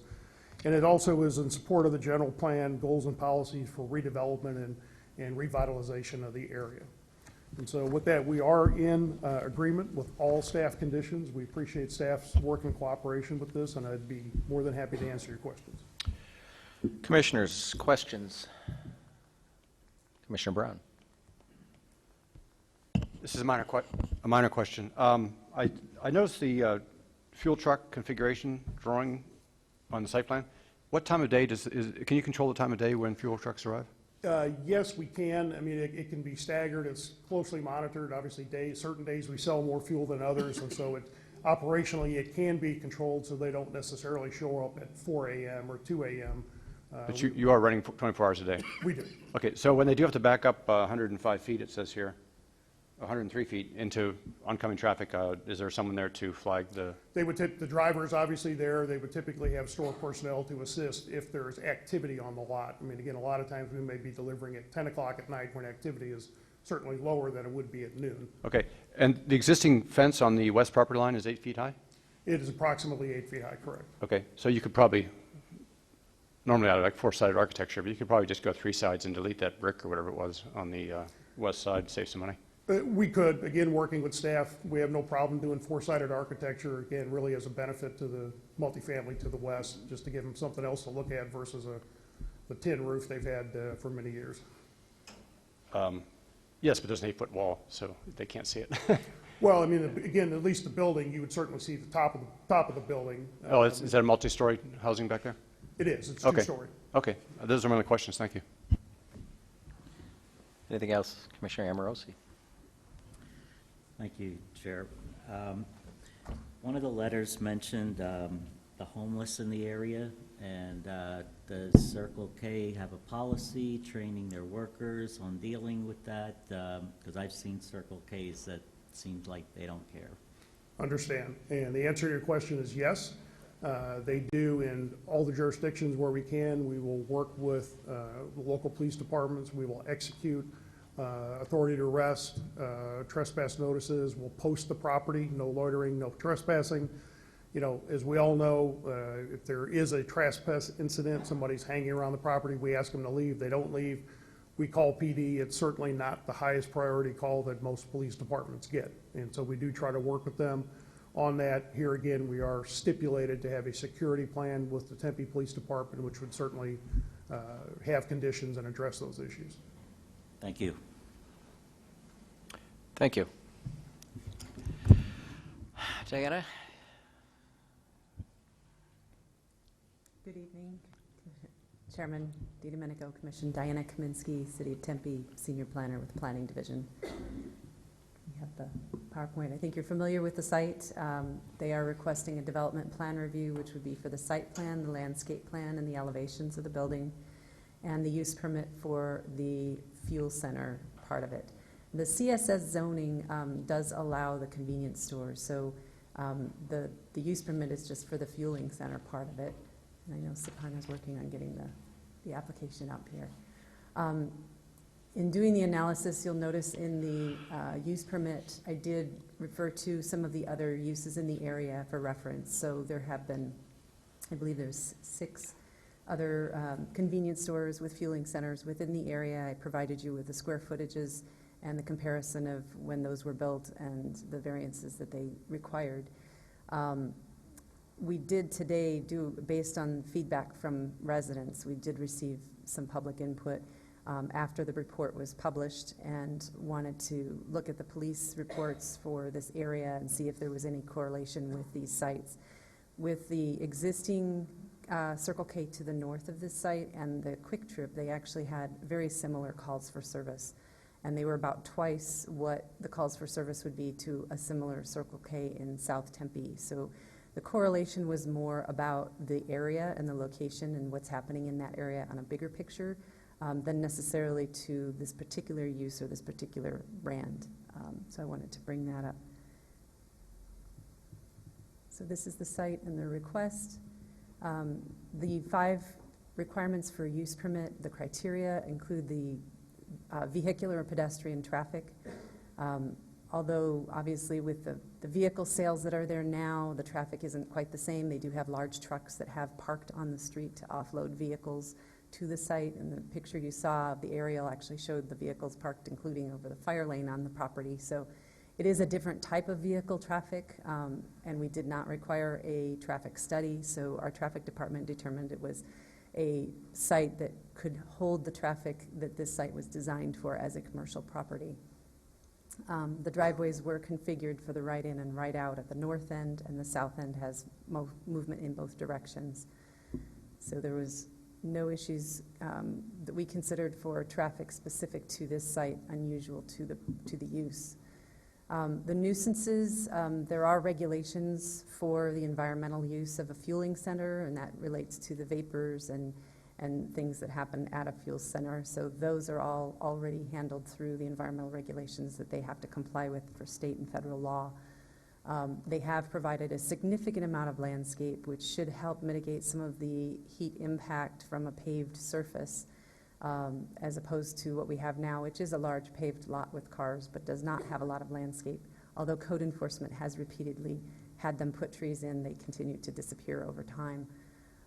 We did work with them on the lighting levels. We have the current lights are non-standard. They don't meet dark sky, and they can produce glare. They actually lowered the lights on the building on the west side so that they would provide enough light for security on the back of the building without creating glare for the residents to the west who do have 2-story units. That, coupled with the landscaping that they're providing, we felt helped mitigate any potential for glare from the site. Deterioration of the neighborhood, you will hear from residents this evening about their concerns about this use as it relates to other similar uses in the area.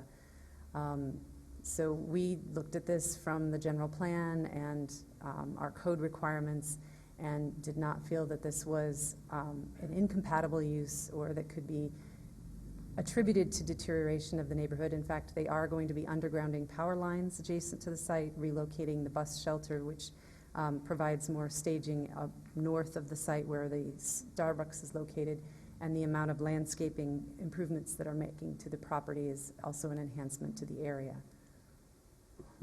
This shows you the comparison of the other facilities in the area, similar in size. The Quick Trip is 5,104 square feet. It does have 20 pumps instead of 10, and it has a similar size lot. The adequate control of behavior, they do have camera surveillance proposed, and they will have a security plan for the property. So staff did not see that there were any particular issues with this use for the fueling center. Having a 24/7 operation can help mitigate issues in the area. Some of the calls for service that we saw were actually related to things like trespass or loitering. So if you have employees and you have customers that are there during all hours of day or night, as opposed to a business that closes, you're less likely to have loitering and more likely to have calls for service when people observe things that are happening that shouldn't be going on. So we looked at that as actually a benefit to this area. And you've already seen the site plan and the landscape plan and the elevations. We passed around the materials earlier. So we did not require a neighborhood meeting for this, as it is a use permit. As you heard earlier this evening, neighborhood meetings are only required for general plan amendments, rezonings, planned area developments, and variances. Development plan reviews and use permits do not require them. I did receive 2 calls, and we had 1 visit to the counter, and then 5 letters of opposition, which you received. And then staff did meet with 3 residents today to discuss their concerns. They have very valid concerns that extend beyond the site in terms of the issues of North Tempe, but alcohol sales were raised as not needed in this area. They already have a significant number of locations to buy alcohol, and this results in some of the surrounding concerns that they have in the alleys and side streets in the neighborhoods. Traffic generation and increase, concern about safety, noise from a 24-hour facility, loud vehicles or speakers from cars late at night. Existing number of facilities they don't feel justifies the need for another gas station with a convenience store. They believe that the market is saturated in this area. Crime around convenience stores, transients within the area, a devaluation of homes in the area from other uses. The condition of the existing Circle K to the north was also raised and exemplified why they did not want another one. And there was mention of an article about credit card skimming, and this has to do with the pumps and potential for fraud from credit cards. And that was something that was published, I guess, last year and was raised as a concern for security in the area.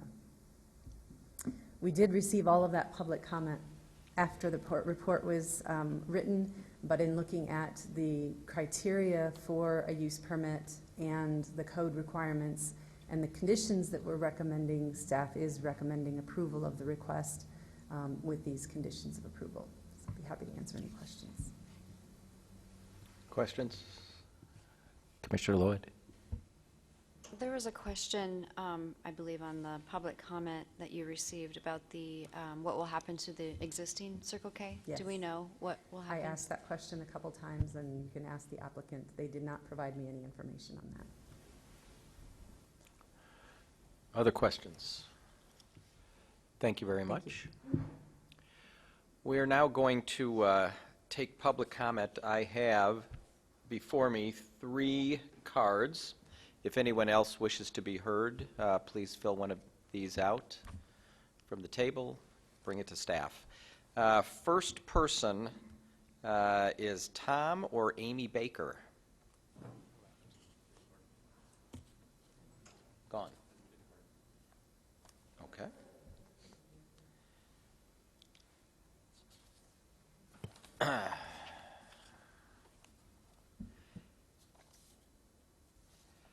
Next is Kim Gaffney-Loza.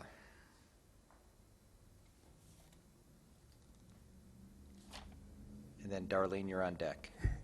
Good evening, Commission. My name is Kim Gaffney-Loza. I'm a resident of North Tempe.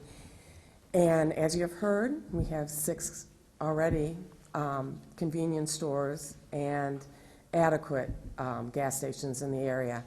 Nobody is going to go without gas. Nobody is going to go without their snacks or their alcohol in this area. And what concerns me particularly about Circle K, not only do we have the 6 in the area, if you go just a mile and a half out north and to the east and north and to the west, there are 2 more Circle Ks.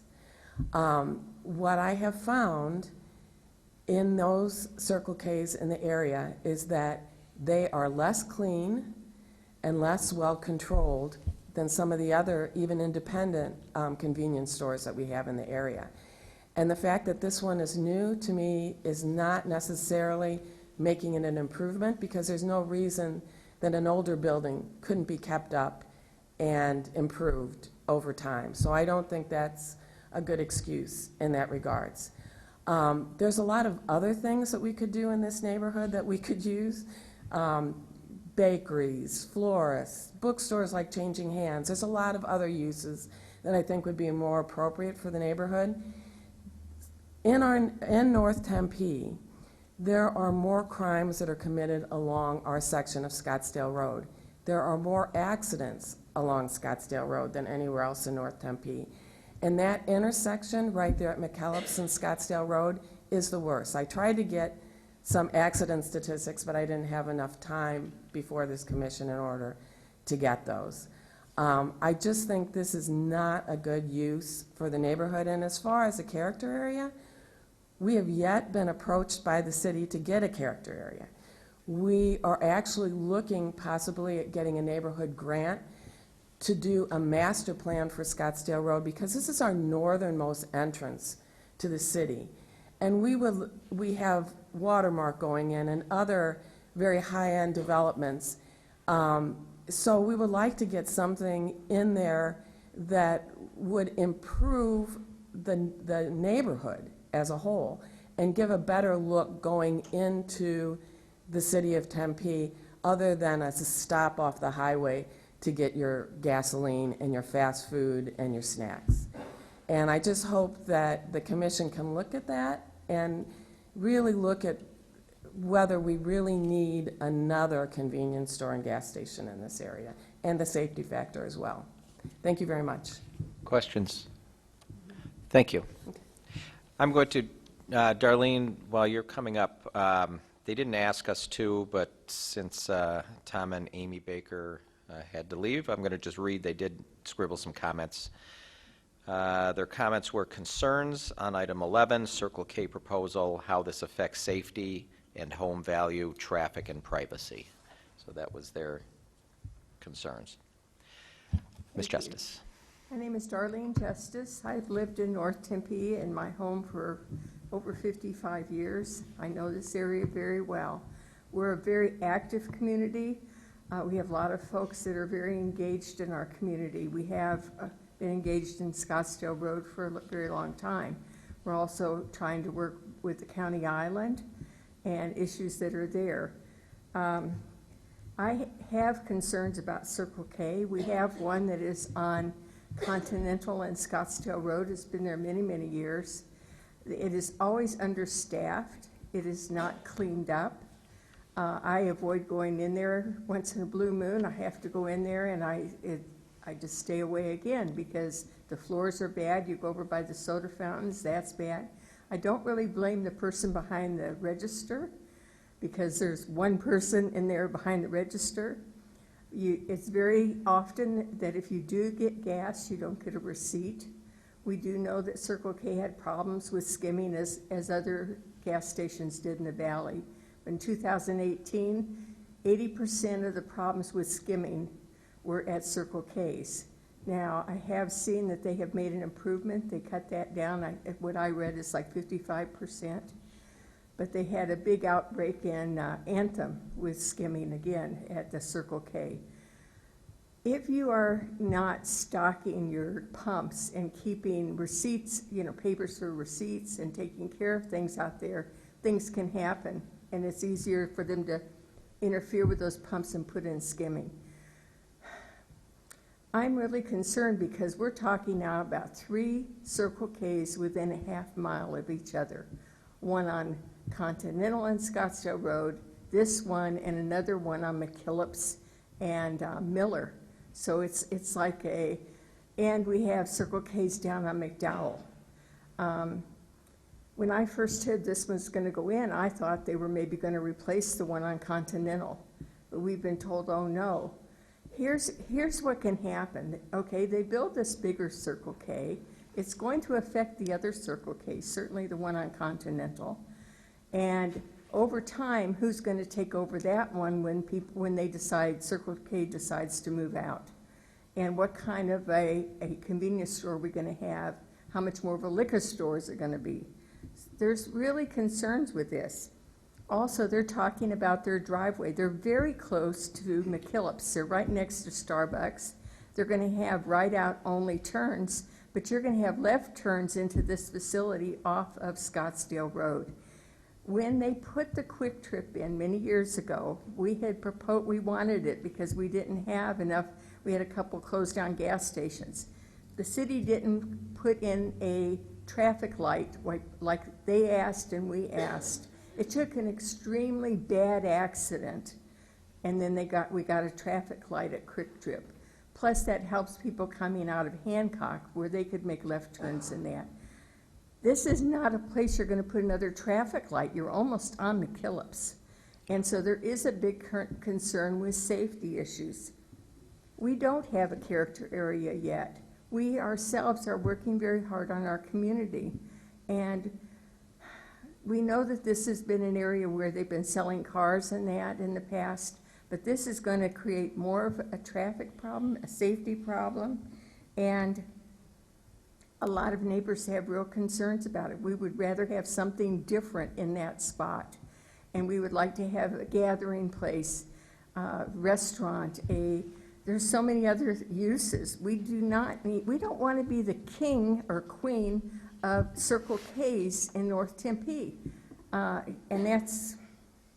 So thank you very much. And I really hope you consider this. And I will say one good thing about Circle K. I was concerned about the police and everything. They have been good to work. I've talked to our police department in the past. When there are issues, they've been good to work, and I want to give them credit for that. But we don't need another one on Scottsdale Road. Thank you. Thank you. Questions from the commission? Anyone?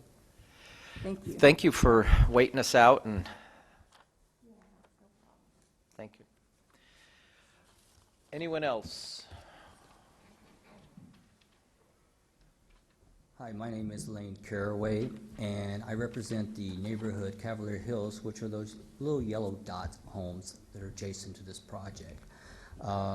I've spoken to probably around 70 of our neighborhoods. We have 188 homes in this subdivision. It is split down the middle of whether we want this or not. The biggest reason is there's not been allowed citizens' input or any knowledge. You put a notice out right before Thanksgiving. People are gone.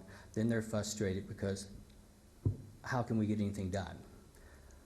There's been zero. I understand how the city ordinances work, but I think we need to reevaluate city ordinances when we have projects like this. The car dealership that's been there, I give them 10 cars a day, if that. Usually about 6 or 8 would be the max that would come into that facility. It creates almost zero noise in this community. Occasionally somebody will trip the PA system for the telephone and a PA will go off and then they go like turn it back off. You're talking from 10 people a day coming into that facility to now 100 plus, maybe 200 a day going into this Circle K. It's going to be a huge impact for that area. I would like to have met with the developer attorney, but apparently that wasn't in the cards here. But basically, my neighborhood is split 50-50. We want to see development. We've been, for some reason, the forgotten stepchild up there that nothing seems to put in or it gets run out. I don't understand why. As far as Circle Ks go, I'll tell you, I don't do a Circle K. They're filthy, they're disgusting. The one on Miller and McKellips right there. It's been almost a year that the canopy by the gas pumps were damaged and you still haven't fixed that. I just don't see this happening, that we're going to put a new building in and all of a sudden they're going to maintain it when the character with Circle Ks is they don't really do anything. And we have a huge homeless problem, probably the worst in Tempe. Why? We have parks. It's been allowed for, I've lived in that area for 28 years and we have had homeless for 28 years in those parks. And every day there is, you can go to Quick Trip, Valero, Shell gas station. You got homeless there every day. You got them shooting up. You're doing drug deals. Loitering. You go to Quick Trip. I get harassed for money every time. It's getting to the point where I don't even want to go get gas in North Tempe. And a lot of my citizens feel that way in my community. And something needs to happen. This is not about Circle K fixing our homeless issue, because they're not responsible for that. This is something the city of Tempe needs to figure out and do something as soon as possible. Yes, there's a lot of traffic there, but I would like to see something, some type of development. If it is the Circle K, so be it. But we want to make sure that they're held accountable for our community and to take care of the property. And when they have people that are loitering, usually Shell and Quick Trip, I just work here. And you're like, okay, but aren't you supposed to run these people out, do something so that they're not badgering us while we're trying to get gas and so forth, okay? But that's it. My community, which is Cavalier Hills, we're about 50-50 split on this. And I would like to see some type of development there and hope that we can do something. Thank you. Thank you. Questions from the commission? Thank you very much. Anyone else? Anybody else? No? I'll ask the applicant to come back and address some of the concerns. Thank you, Mr. Chair. I guess first, in terms of crime and maybe sort of these homeless issues, trespassing issues, there's kind of this whole ball of things we're talking about here. I think the gentleman pointed it out very accurately that, you know, we don't, as a business, whether it's, you know, QT, Circle K, Shell, whatever, we're not the attractive nuisance here. It is a larger societal problem that happens not only in Tempe, but other areas of town as well. As staff pointed out, and we've heard this from police departments, private security consultants, others that deal with this, that a business that is staffed, well lit, occupied on a 24/7 basis really is a crime deterrent compared to even a business like a car lot where it's maybe open from 8 a.m. to 8 p.m. and enclosed after hours. Even with lighting, there's nobody there to monitor it. With the store we're proposing, it is obviously staffed, usually 3 to 4 employees. Throughout the day, there is a turnover of customers. There is lighting, there is activity, and candidly, we do get a lot of police stopping in, not only our stores, but other convenience stores. They stop in to get a cup of coffee, use the restroom, whatever the case may be. That presence, that activity on a site really is a crime deterrent, not only for the property, but for the general vicinity.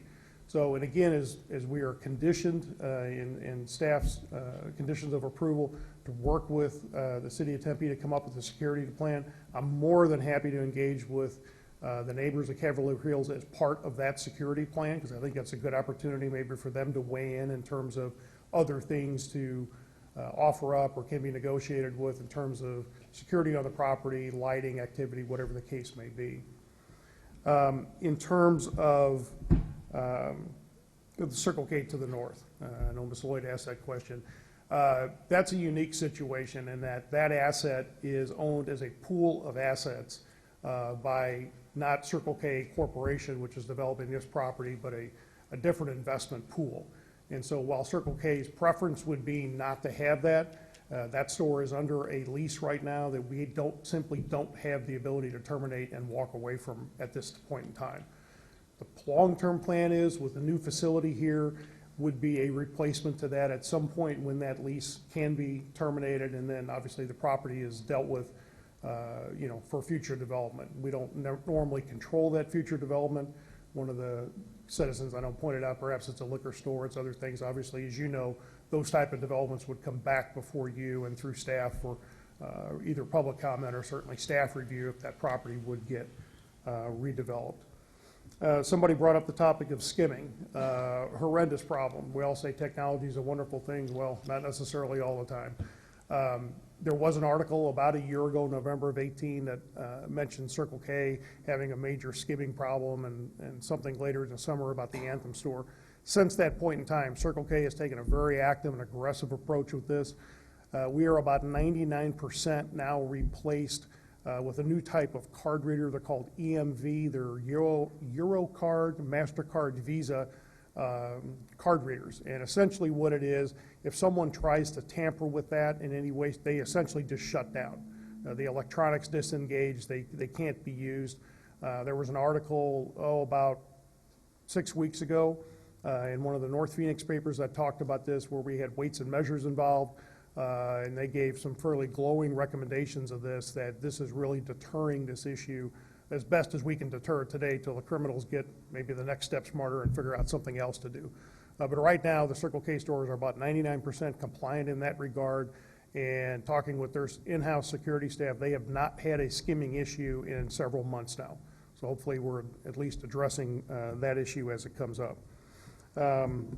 In terms of use or need and the development criteria here, I mean, again, the request before you is the use permit and the development review. We believe what we're bringing forward is a valuable project for the area for Scottsdale Road. As I mentioned, and as you all know, this area has been growing, continues to grow, both with residential population, with business population, which drives cars and traffic and business activity. A new facility like this, we're investing millions and millions of dollars in this. We believe in it. We've worked very closely with staff to come up with what we think will be a great asset, not only to the property but the area, improve the streetscape along Scottsdale Road.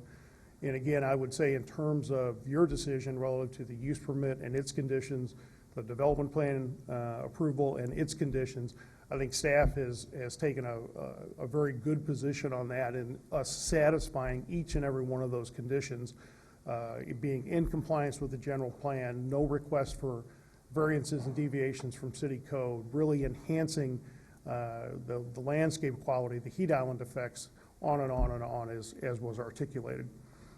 So again, with that, I would be glad to answer any of your questions. I would ask for your approval of this as an enhancement to this area and certainly a benefit to redeveloping this property. Questions? Mr. Brown? I think we can all agree that the homeless issue is bigger than you're responsible for, but I know you're working on that as best you can. We probably don't care about the skimmers until we get skimmed. But I want to know, these other Circle Ks that are in disrepair, you said they're owned by a different investment pool. Does Circle K Corporation receive income from these Circle Ks? At least the one to the north. I don't know about the other two that were I mentioned. can't imagine that they have your name on them without you receiving some income. Well, I'm quite sure the one to the north, there's some through the Right. lease process or something, there is income. And So do you have standards for behavior and for cleanliness and so forth? They do. Okay, so why should we approve this project, which looks pretty nice, if we think it's going to become a problem?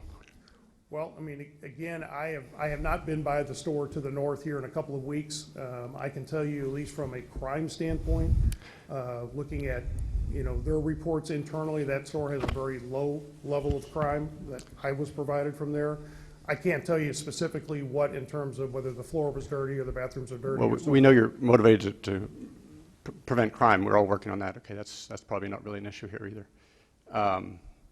I just want to hear you say that you're going to keep this place clean. I can tell you the new stores, the answer to your question is yes. Okay. And I have Ryan, who is with Circle K. He's a real estate manager responsible for the property. He's here listening to your comments. They have made a strong commitment on all these new stores to make that effort and maintain a quality business. We've heard several neighbors say they don't buy fuel at Circle K because of the filthy floors and so forth. I would think that would be motivation. It absolutely should be. Okay. Other questions, Commission? Commissioner Lloyd? Can you talk a little bit about the outdoor seating area? I guess that's called the employee break area, because I just feel like that's probably a promoter of loitering, and I'm just curious the motivation behind having to have that on site and what type of monitoring will be in place, because I just looking at other areas where homeless gathering occurs, that would be a pretty prime spot. Let's see if we can get technology working here.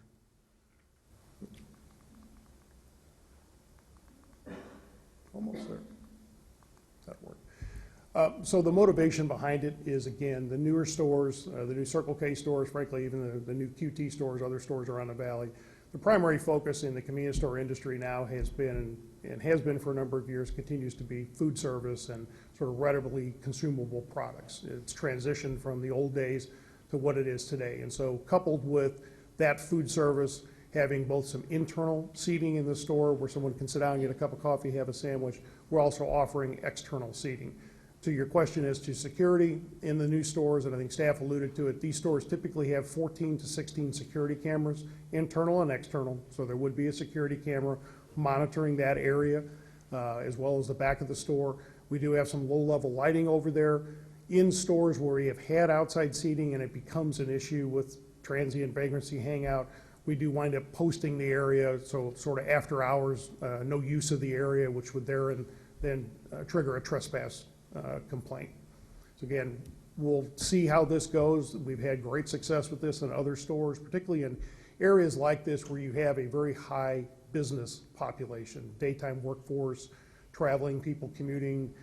They want to stop here and get a sandwich, and again, this time of year, sit outside instead of sitting in their car and eating or trying to eat where they're driving, and so that's really the focus of the offer.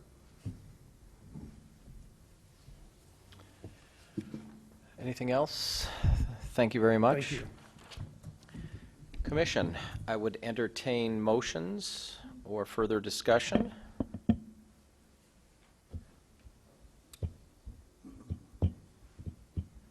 Commissioner Amorosi. Thank you, Chairman DiDomenico. I just want to state that I know North Tempe doesn't have a character area plan yet, but I think the neighbors have given enough evidence that there's an oversaturation of convenience gas stations within their area, and if we're going to try to improve the area, one of the ways would not to keep approving convenience gas stations.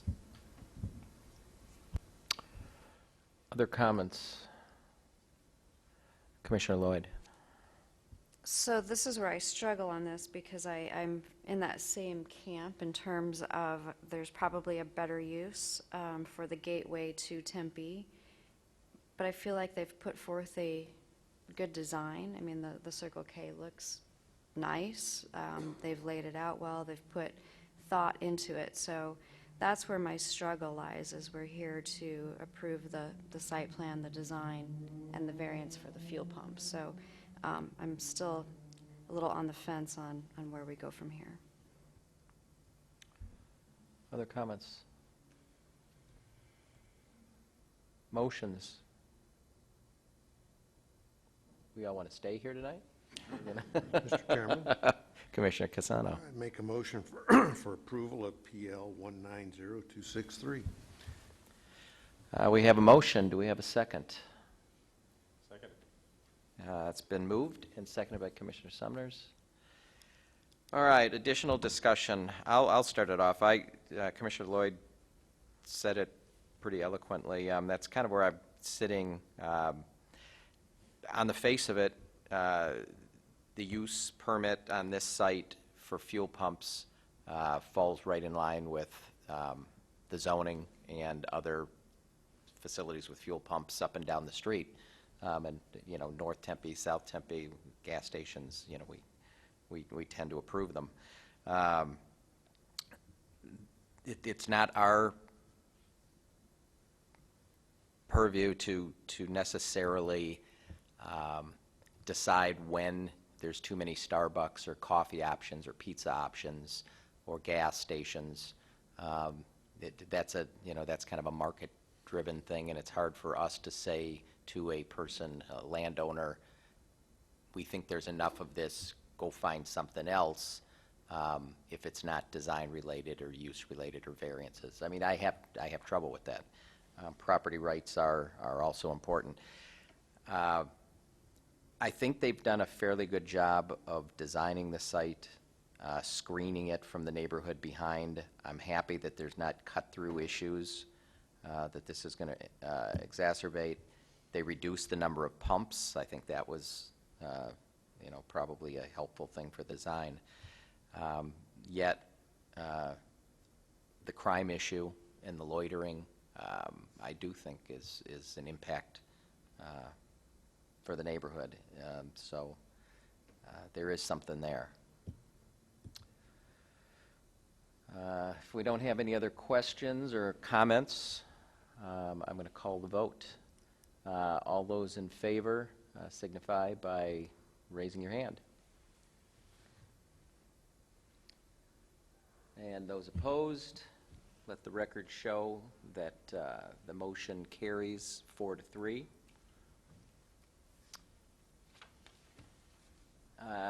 I'll pass on this bit of information because it's been 5 hours or so since I read in the preamble that those of you who feel that you are in disagreement with the decision of the commission can appeal this, and you have 14 days from today to make that appeal. The next step then would be a hearing before the city council. Next on our agenda is... Yes, yeah, we'll take a... Yeah. Tell some stories, some jokes. Tacos, yeah. Pace yourself. I don't know if there's enough room for everybody all at once. I guess I'm safe. Yeah.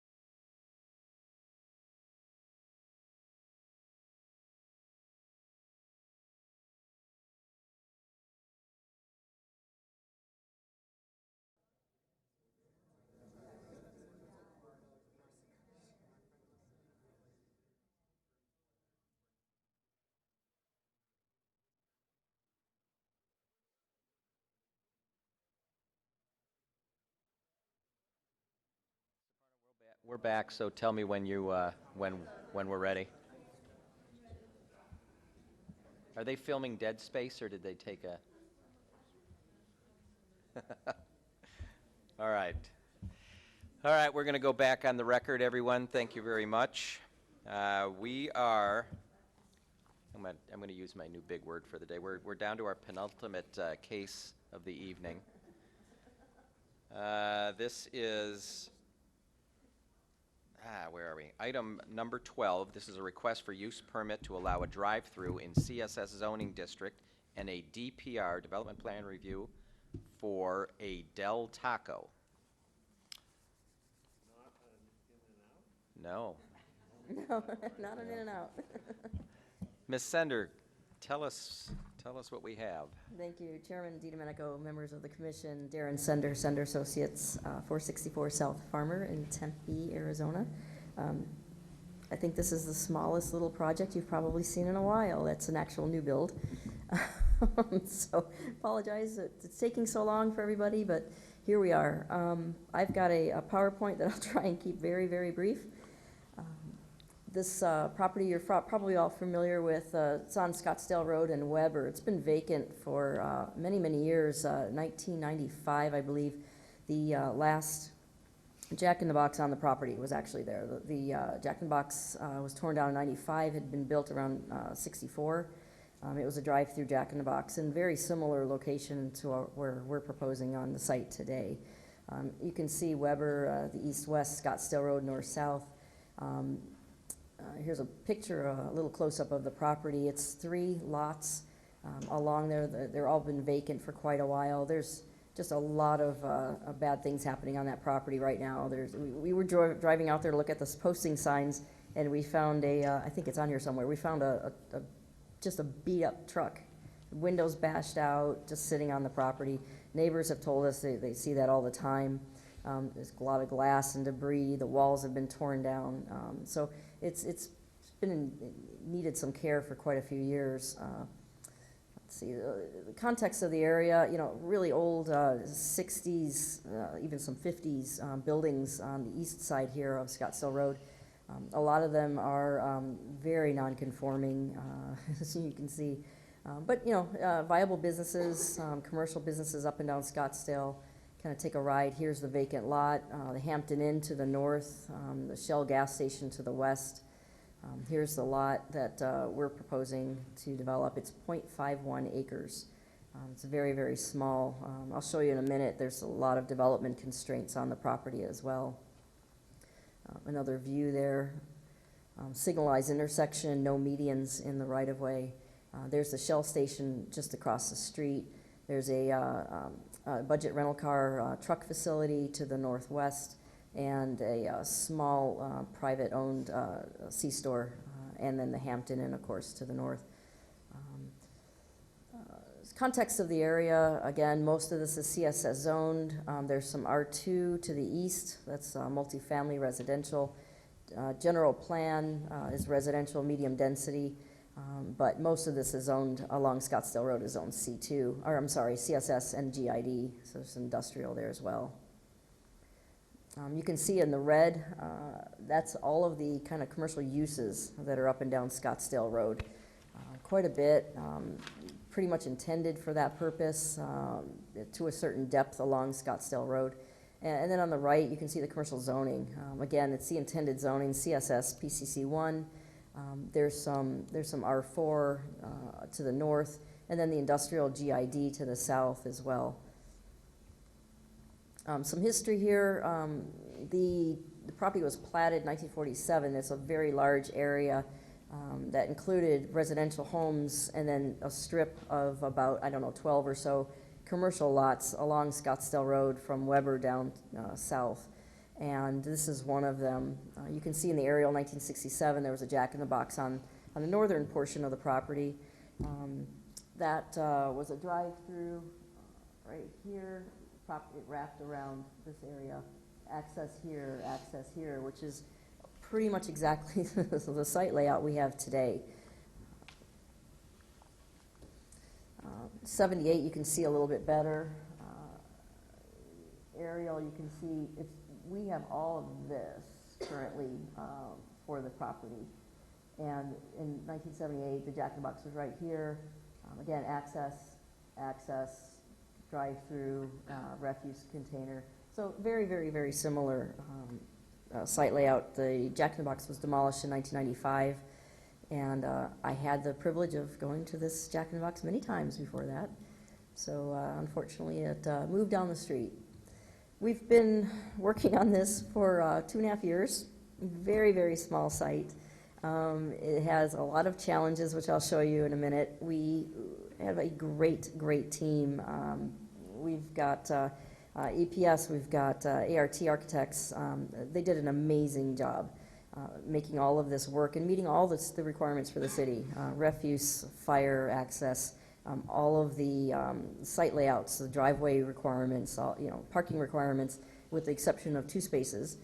So we did receive a variance from the Board of Adjustment a few weeks ago, variance for 2 parking spaces. And that was, on this site, that was all we needed. We met every other requirement in the city code. So we went through 5 site plan reviews, and part of that had to do with there was a property to the east. This property, just to the east, this lot right here, the person bought that 2005 or so, and demolished the house, and then was trying to sell that to us to give us more land, basically, for the project. And we were going to, I guess the site plan at that time, or the idea at that time, was to park on that. But the deal fell through. It was too much, wanted too much money, basically, wanted no time. Just didn't work out. We realized we didn't need that property anyway. It's also, it just didn't work out. So we ended up moving forward with a site plan on the properties we do have control over, and ultimately with Diana's help and staff's, fire and refuse, everybody came together. We did a lot of work on this. Everything fell together. This site plan works really, really well, and honestly, it's the only site plan that works on this property. It took a few going back and forth with Del Taco, but it works very, very well. And again, we received our variance from the Board of Adjustment a couple of weeks ago. And that's what this says. We originally had a variance from 27 to 24, but then we realized the actual parking requirement was 26. And we were about 50 square feet or so, or 10 square feet away from actually having only 25 parking spots required. That's how small the building is. It's 1,900 square feet, very, very small.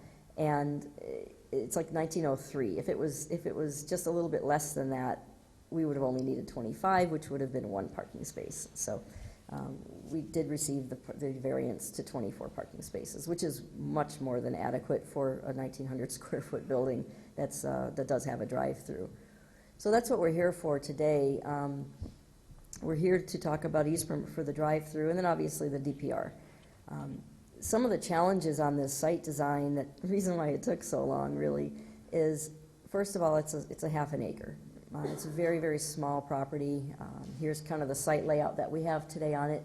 And it's very small, and it's also narrow. It's skinny, 108 feet or so wide, I think, maybe a little bit more than that. Very long and skinny property. We also have a requirement for a 2-foot alley dedication right here. Interestingly enough, there's an alley that goes through the neighborhood this way, an alley that goes, oops, I'm sorry.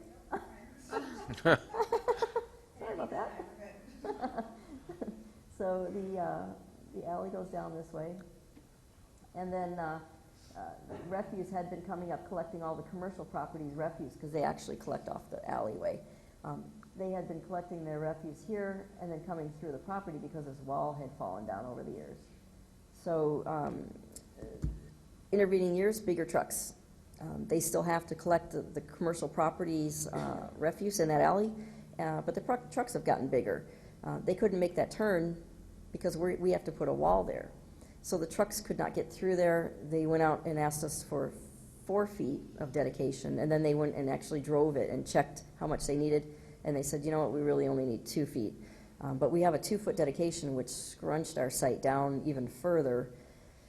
So that definitely took a lot of our property. There's also a deed restriction on the north third of the property. This is part of that subdivision, it only allows residential on that property. So we couldn't put the building there. We can put the parking there, we can put the refuse there, we can't put the building there. So that kind of started pushing the building to other places. We looked at putting it on the south side. There's a PUE there, so we can't put it on that portion of it.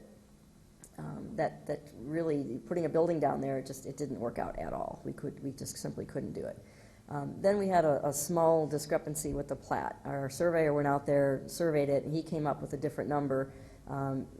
It seemed to make the property another 1.5 feet smaller. So now we're getting smaller and smaller every time we turn around. And then the city requested an easement for a new bus shelter. So now we couldn't push the building over to the property line like CSS allows. CSS allows a 0-foot property setback. And with drive-throughs, the city prefers the building to be pushed up to the street corner with a 0-foot setback. So now we've got 3 or 4 feet that we can't utilize over there. It seems like it's a little bit, but when you're talking about 100 or so foot wide, 100 maybe 108 foot wide property, everything starts getting smaller and smaller and smaller, and pushing where you can build the building. The one thing that really impacted this site is something that happened over time. I don't know if you can see, but this area here was actually taken from these 2 lots. So this is one lot, this is another lot, and this is another lot. All of this land, 22 feet, was taken from Scottsdale Road over the years. The lot number 1 right here, this lot right here, had almost 1/3 of its lot area taken by those takings. So it was a significant amount, really impacted and created the small site that we have here today. Ultimately, that little lot 1, I mean, you couldn't build anything on it. It's unbuildable by itself. So taking into account these 3 lots, I think our team did an amazing job of creating a site layout that fits and works. So the DPR request, this is the design of the building. We've worked really hard with Diana to come up with upgraded materials, things that Del Taco typically doesn't use. They've upgraded some of the materials on the building, created a seating area and a patio area, public access. You can see here on the site plan, we've got a patio out here, and actually we just updated this to add more tables right in here. So we've got the ability to add a few more seats. And Diana, I haven't gotten that to you yet, but I have it. The access off, here's Weber, here's Scottsdale. Again, no medians here. Full turning movements here and here. Drive aisle throughout the site, parking along the exterior and the interior of this drive aisle in a separated queuing lane that stacks 8 cars, which is much more than necessary for a 1,900 square foot building. We've got pedestrian access, and Diana had also asked us to put a sidewalk into here, so we've got full pedestrian access onto the site from here. The bus bay will be about right here, and we have an access point to the building here at the northwest corner as well. So we've got quite a bit of good pedestrian access, and as well as very free-flowing vehicular access as well. Landscape plan is very generous. One of the things that we have to do for a drive-through is have a 20-foot setback from the queuing lane. So even though the building can be at 0-foot setback, the queuing lane and all the parking can't be. So we ended up landscaping all of it. We've got a 27% landscape coverage on this site. It's 15% is required. We've got almost 1/3 of the site landscaped. So it really gave us a great opportunity to do some nice things here. We've got a landscape buffer here, a 6-foot landscape buffer here, fully landscaped with trees. And we actually added in these 2 trees here to create another landscape buffer up here. It's not required because actually the ordinance only requires the buffer when there's a developed single-family home on the lot, and this is multifamily and it's vacant. So it didn't require that, but we ended up adding that in anyway after our neighborhood meeting. So there is residential existing development right here. So there's a vacant lot here, a residential vacant lot, and then residential development here. There's an alley, and then there's residential development down in this direction. I believe the closest home to the building is around 87 feet or so, and I think the other closest is about 100 and some feet or so. And that's after an 8-foot block wall and landscaping and all these other buffers on the site. Let's see here. So DPR, the review, we talk about easy ingress and egress and vehicular and pedestrian movement. We've got, again, full turning movements, the 8-car queuing lane, separated drive aisle. This came up during the Board of Adjustment hearing, even though it really wasn't something they could talk about with the parking variance. It came up, and we want to make sure that we address this. The zoning ordinance requires, 4503E requires a separated raised pedestrian crossing. So that's where the crossing is. So the pedestrians would come in this way and go in the main entrance. Initially, we wanted it to be on another layout. We wanted the crossing to be mid-drive, mid-queuing lane, and Del Taco said, no, we're not doing that. We don't like that. And so we said, okay, boys, go back to the drawing board and we'll do it again. We'll do some more drawings. We did some more layouts. And when we showed them this layout, they said, well, we told you we didn't want them crossing the queuing lane. And then they looked at it again and they said, wow, wait a minute. This is actually the best place to put that. There's hardly anywhere else you can lay out this site. So let's take a look at this. Let's raise up the walkway. Let's put signs. Let's stripe it. And also, this is a location where you're not just speeding down the lane. You're making a right-hand turn. You're making a 90-degree turn. You're not going very fast. You're not looking at anything else. You're looking ahead of you. You're going to see people walking. So it's the safest possible walking route and pedestrian crossing that we could possibly do on the property. So we want to make sure we met that ordinance requirement, which we do. And as well as fire access and refuse. Worked very hard with both. We tweaked that refuse several times, made sure that it worked. Fire access is fine. And we were happy to help the refuse department actually access through that alley so they can continue serving the properties. Building mass, the massing the patio spaces, providing variety in the elevations, the orientation to the north and west places the least amount of glazing to the south. And then we also have a very welcoming facade along Scottsdale Road. Again, pushed back as far as we could from the neighborhood. Building materials, we have the architect here. I'm not really going to talk too much about materials, but upgraded materials, nice mix of materials. We've got a defined top and middle and bottom and a base wainscot. So we've got some really nice things happening here along with the patio itself.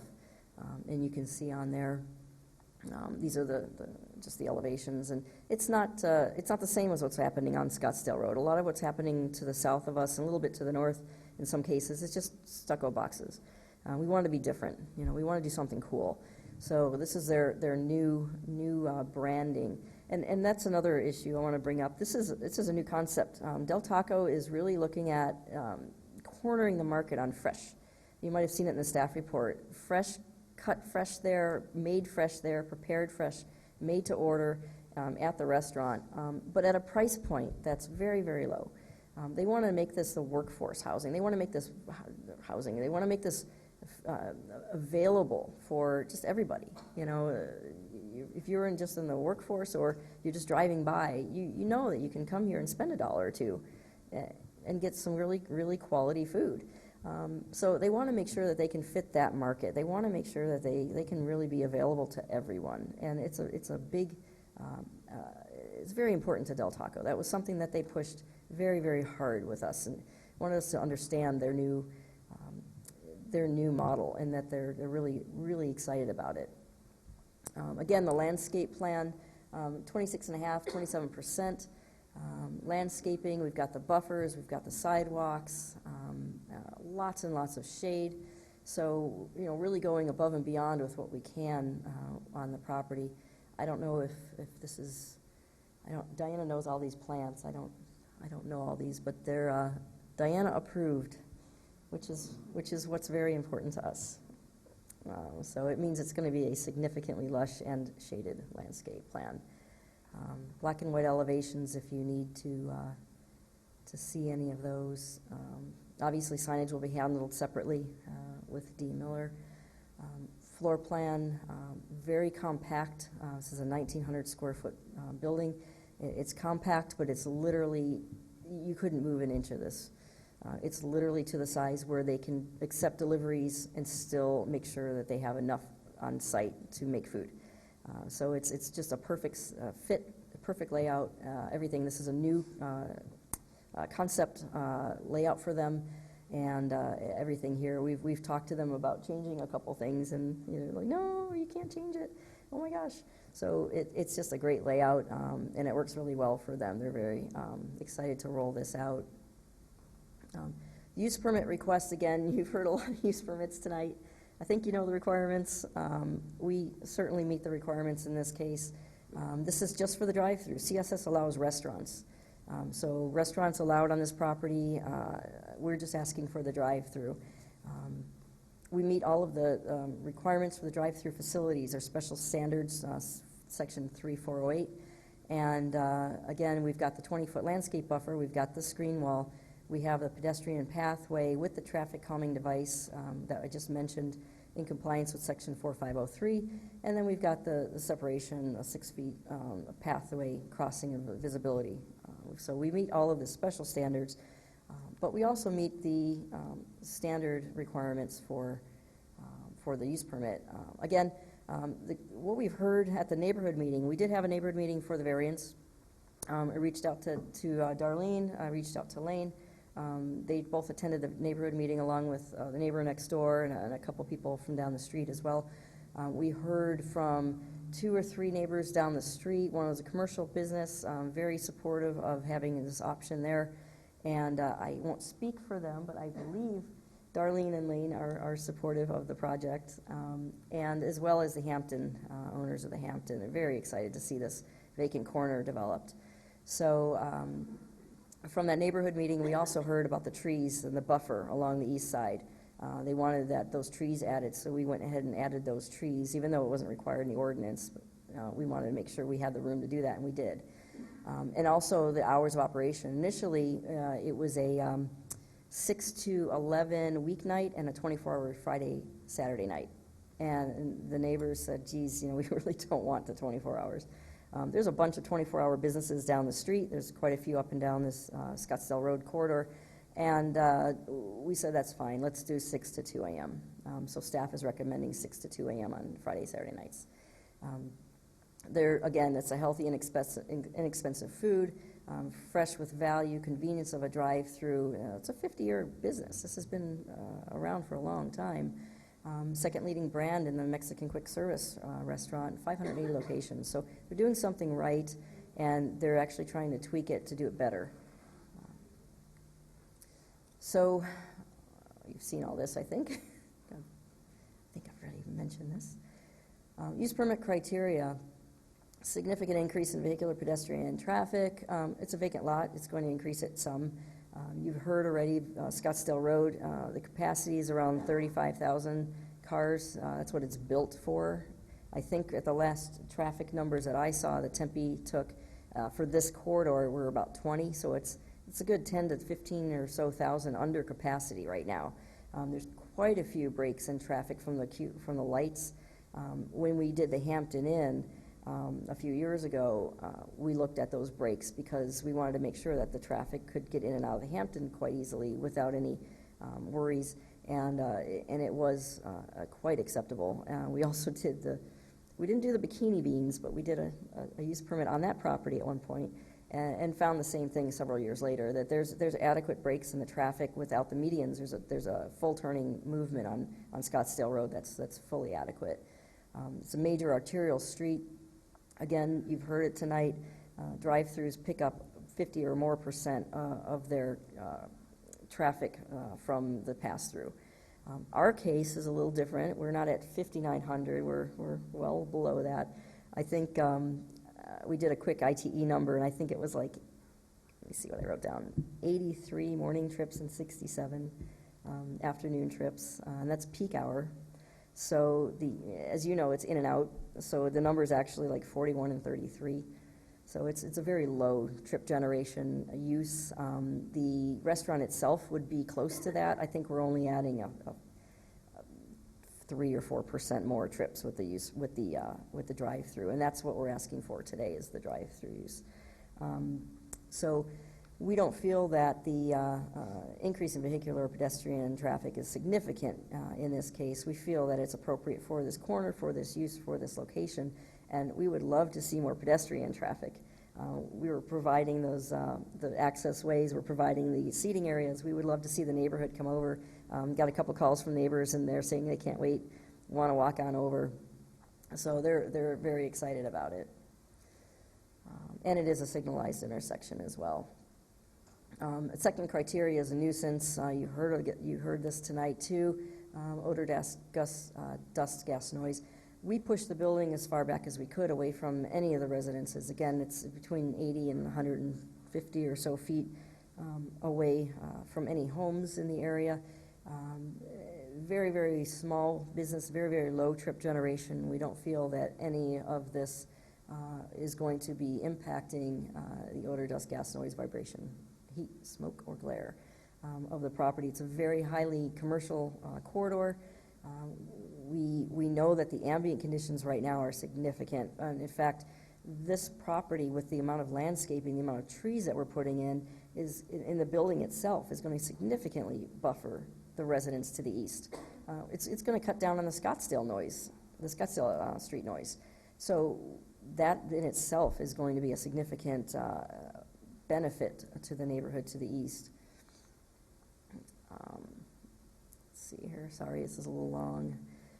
Again, deterioration in the neighborhood. Again, we're hearing that there's dumping on that property all the time. This is the truck that I saw. I sent this over to my client and said, hey, call somebody, I get this truck off there. All the windows were bashed in, tires were cut. So we're going to make sure that that doesn't happen by providing a new business on this location that basically just reenacts what was there. This was a drive-through Jack in the Box for many, many years, and we're hoping to see it as a drive-through Del Taco now. Again, so it will not contribute to deterioration. In fact, we think it's going to really help this neighborhood and basically a vacant lot, make it look much, much better. And it's highly compatible with the surrounding. Again, commercial uses up and down the street, several drive-throughs in the area, but not overly dense. There's quite a few in this area, but it's a nice mix up and down the property. I don't know if you can see the little black stars kind of in the middle there. So, and one of those is a gas station too. Let's see here. I won't go through all of them, but there's Jack in the Box, Bikini Beans, Carl's Jr., Dunkin' Donuts, Starbucks, all the way up to McKellips and all the way down to Curry. So there's a few, but they're spread out pretty well. So the site's highly compatible with the surroundings. And adequate control of disruptive behavior, absolutely. Del Taco having something on this property, having people there, having people watching the property, eyes on the site, will make sure that this site is safer than it is today for sure. So that will be something that they will take very seriously. So I ran through that really quickly. I apologize, but we appreciate your time. We've got some experts here if you have any questions. And I know, Tom, you probably have 4 pages of materials and design things. You want us to do those now or wait? I have no issue right now. Nothing. All right. Other questions? Thank you. Diana, do you have anything you'd like to add?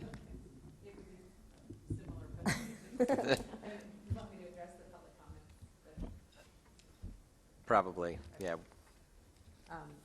Prior to the variance hearing for the Board of Adjustment, we did receive lots of letters from the adjacent property owner and a few letters and emails from other residents in the neighborhood, and we did have the neighborhood meeting.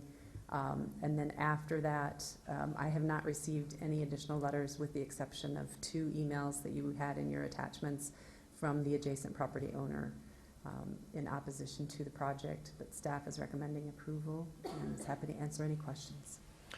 All the conditions of approval have been worked out with the applicant, no issues? Yes. Perfect. Questions? Thank you. Thank you.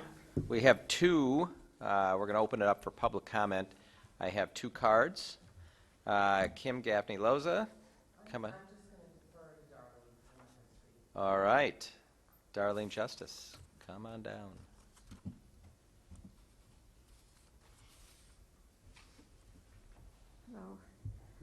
Yes, we want to support this project and that. Just have a couple concerns. One of them is they have the outdoor dining area and they're not 24-hour. It'd be really good if they have a security camera faced at that area, because that way they can tell if there's problems in the evening. Like we say, there's homeless issues and others. So that would be a big help. I'm really glad they went away from the 24 hours on the weekends. I do think that at some point they're going to rebuild a home next to that big wall where they had taken the home down, and since it didn't become a commercial property. And so having a drive-through with the microphones and everything is hard on people at night too. So I had hoped that it would be 1 o'clock. If 2 o'clock, it's got to be that. But I know that they mentioned there's 24-hour businesses around. Yeah, we have some of them that are not the best businesses in the world, and they don't allow drinking after 2, but they drink in the parking lot much later and that too. So we just don't need after-bar people hanging around in the community either. So 2 o'clock is okay, but 1 o'clock would be a lot better for it to end on the weekends. Thank you very much. Thank you. Commissioners, questions? Thank you.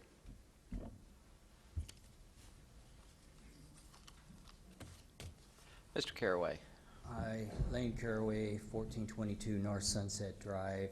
After the neighborhood meeting, I went back to my community and we had 0 people complaining about this.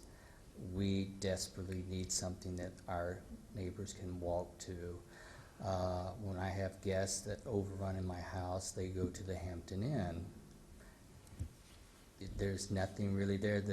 I don't know what they call it, snatch and go, or the little thing next door is Botulism City. So this is great for us to actually have something. They have been very good working with our community, and we look forward to it. And as far as, the hours, I would prefer to have 24 hours, and that's what most of my neighbors do, because when they get an urge to eat, there's nothing there. I mean, you have to go on the other side of 202 or go to South Scottsdale. So thank you, and I'm ready to go home. Thank you. Any other comments from the public? Seeing none, we'll close the public comments section, and I will entertain motions or discussion. Mr. Chairman, I'd make a motion to approve Del Taco PL 190276. Do we have a second? Second. All right, it's been moved by Commissioner Amorosi and seconded by Commissioner Johnson. Any discussions? Seeing none, I'll call the question. All those in favor signify by raising your hand. And the motion passes unanimously. That brings us to item number 14 on the agenda, a request for a code text amendment for medical marijuana, PL 190280. And call the applicant up. Harvest of Tempe. Are you Harvest? There. I am Harvest. I'm Lauren Meehouse, Government Relations with Harvest. I want to start with like an hour of a long storied history of the cannabis plant, if everybody's up for that. Yeah, I can't bring samples. It's against the regulations. I will very much make this quick. So we are coming to ask for a text amendment for the hours of operation in the city of Tempe.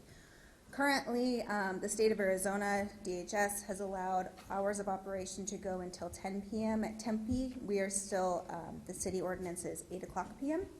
So what we're ultimately seeking is to get in line with the state operating hours in the different cities in which we do operate. So I just tossed a couple of pictures up there for you guys. I don't know if anybody has visited or is a patient or has any interest in ever coming to a dispensary. please do reach out, because we love talking to regulators and getting you guys in there, because they're kind of pretty. They're not as scary and seedy as most people have this idea in their heads about. But this is our Harvest of Tempe location. Where's that located? This is on 710 West Elliott. It's in a little shopping center right in there. I've seen it, but it's very nondescript. People Yes. don't even know it's there. No, precisely. Yeah. That is the intention, to make it a very, in line with all of the other retail stores in that area. So as I said, proposed changes, amending the existing hours. This text amendment would obviously affect all of the dispensaries that are in the city of Tempe, not just the Harvest dispensary, but obviously we are interested in extending those hours, so fully support our neighbor dispensaries throughout the city having that same hour extension.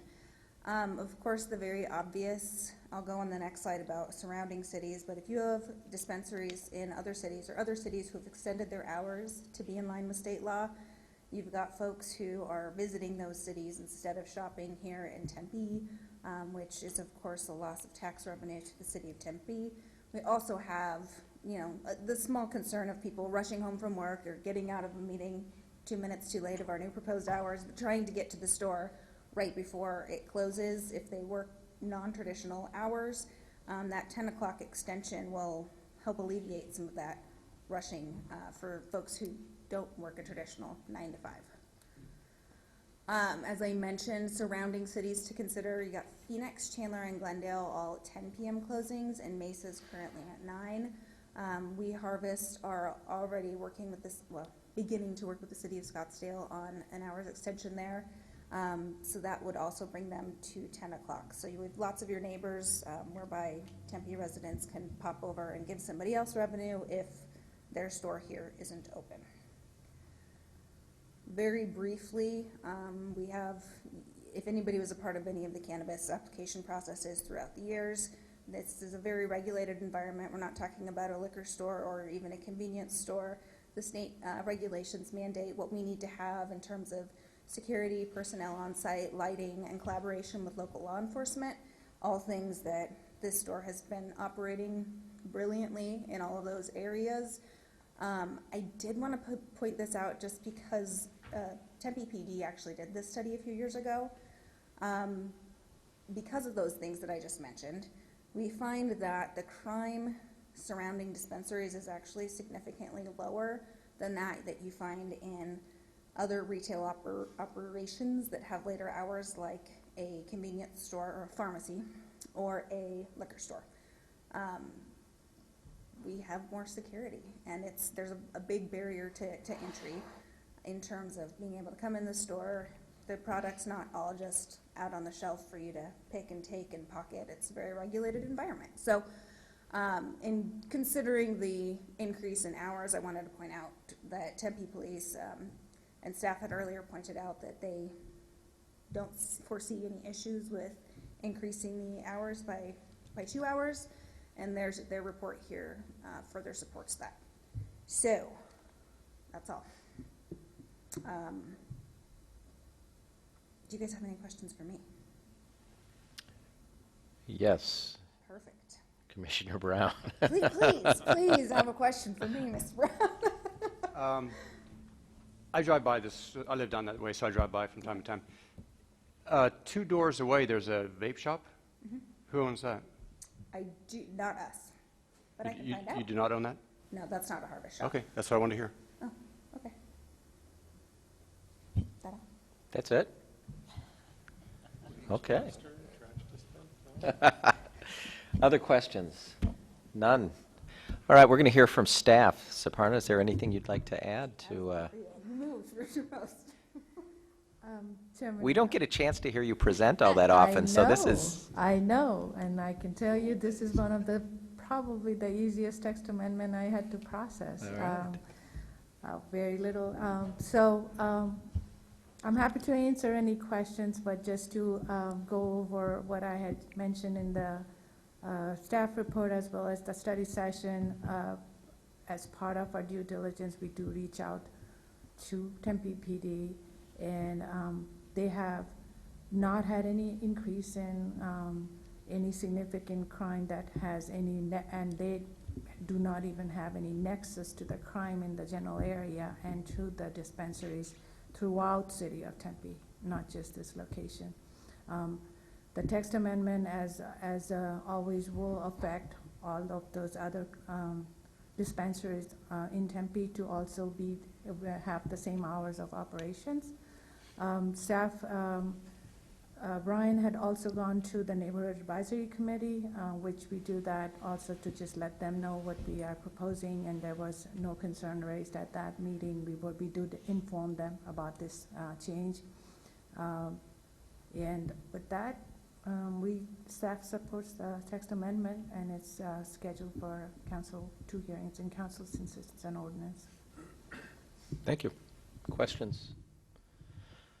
Nothing. All right. I'm going to, we don't have any cards here. Do we have anyone from the public who wishes to be heard on this matter? I just see no. I hear. This is a shocking moment in cannabis.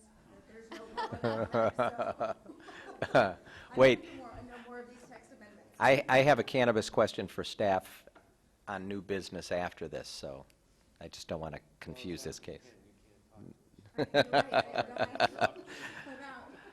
All right, well, thank you. We'll close public comment and open it up for motions.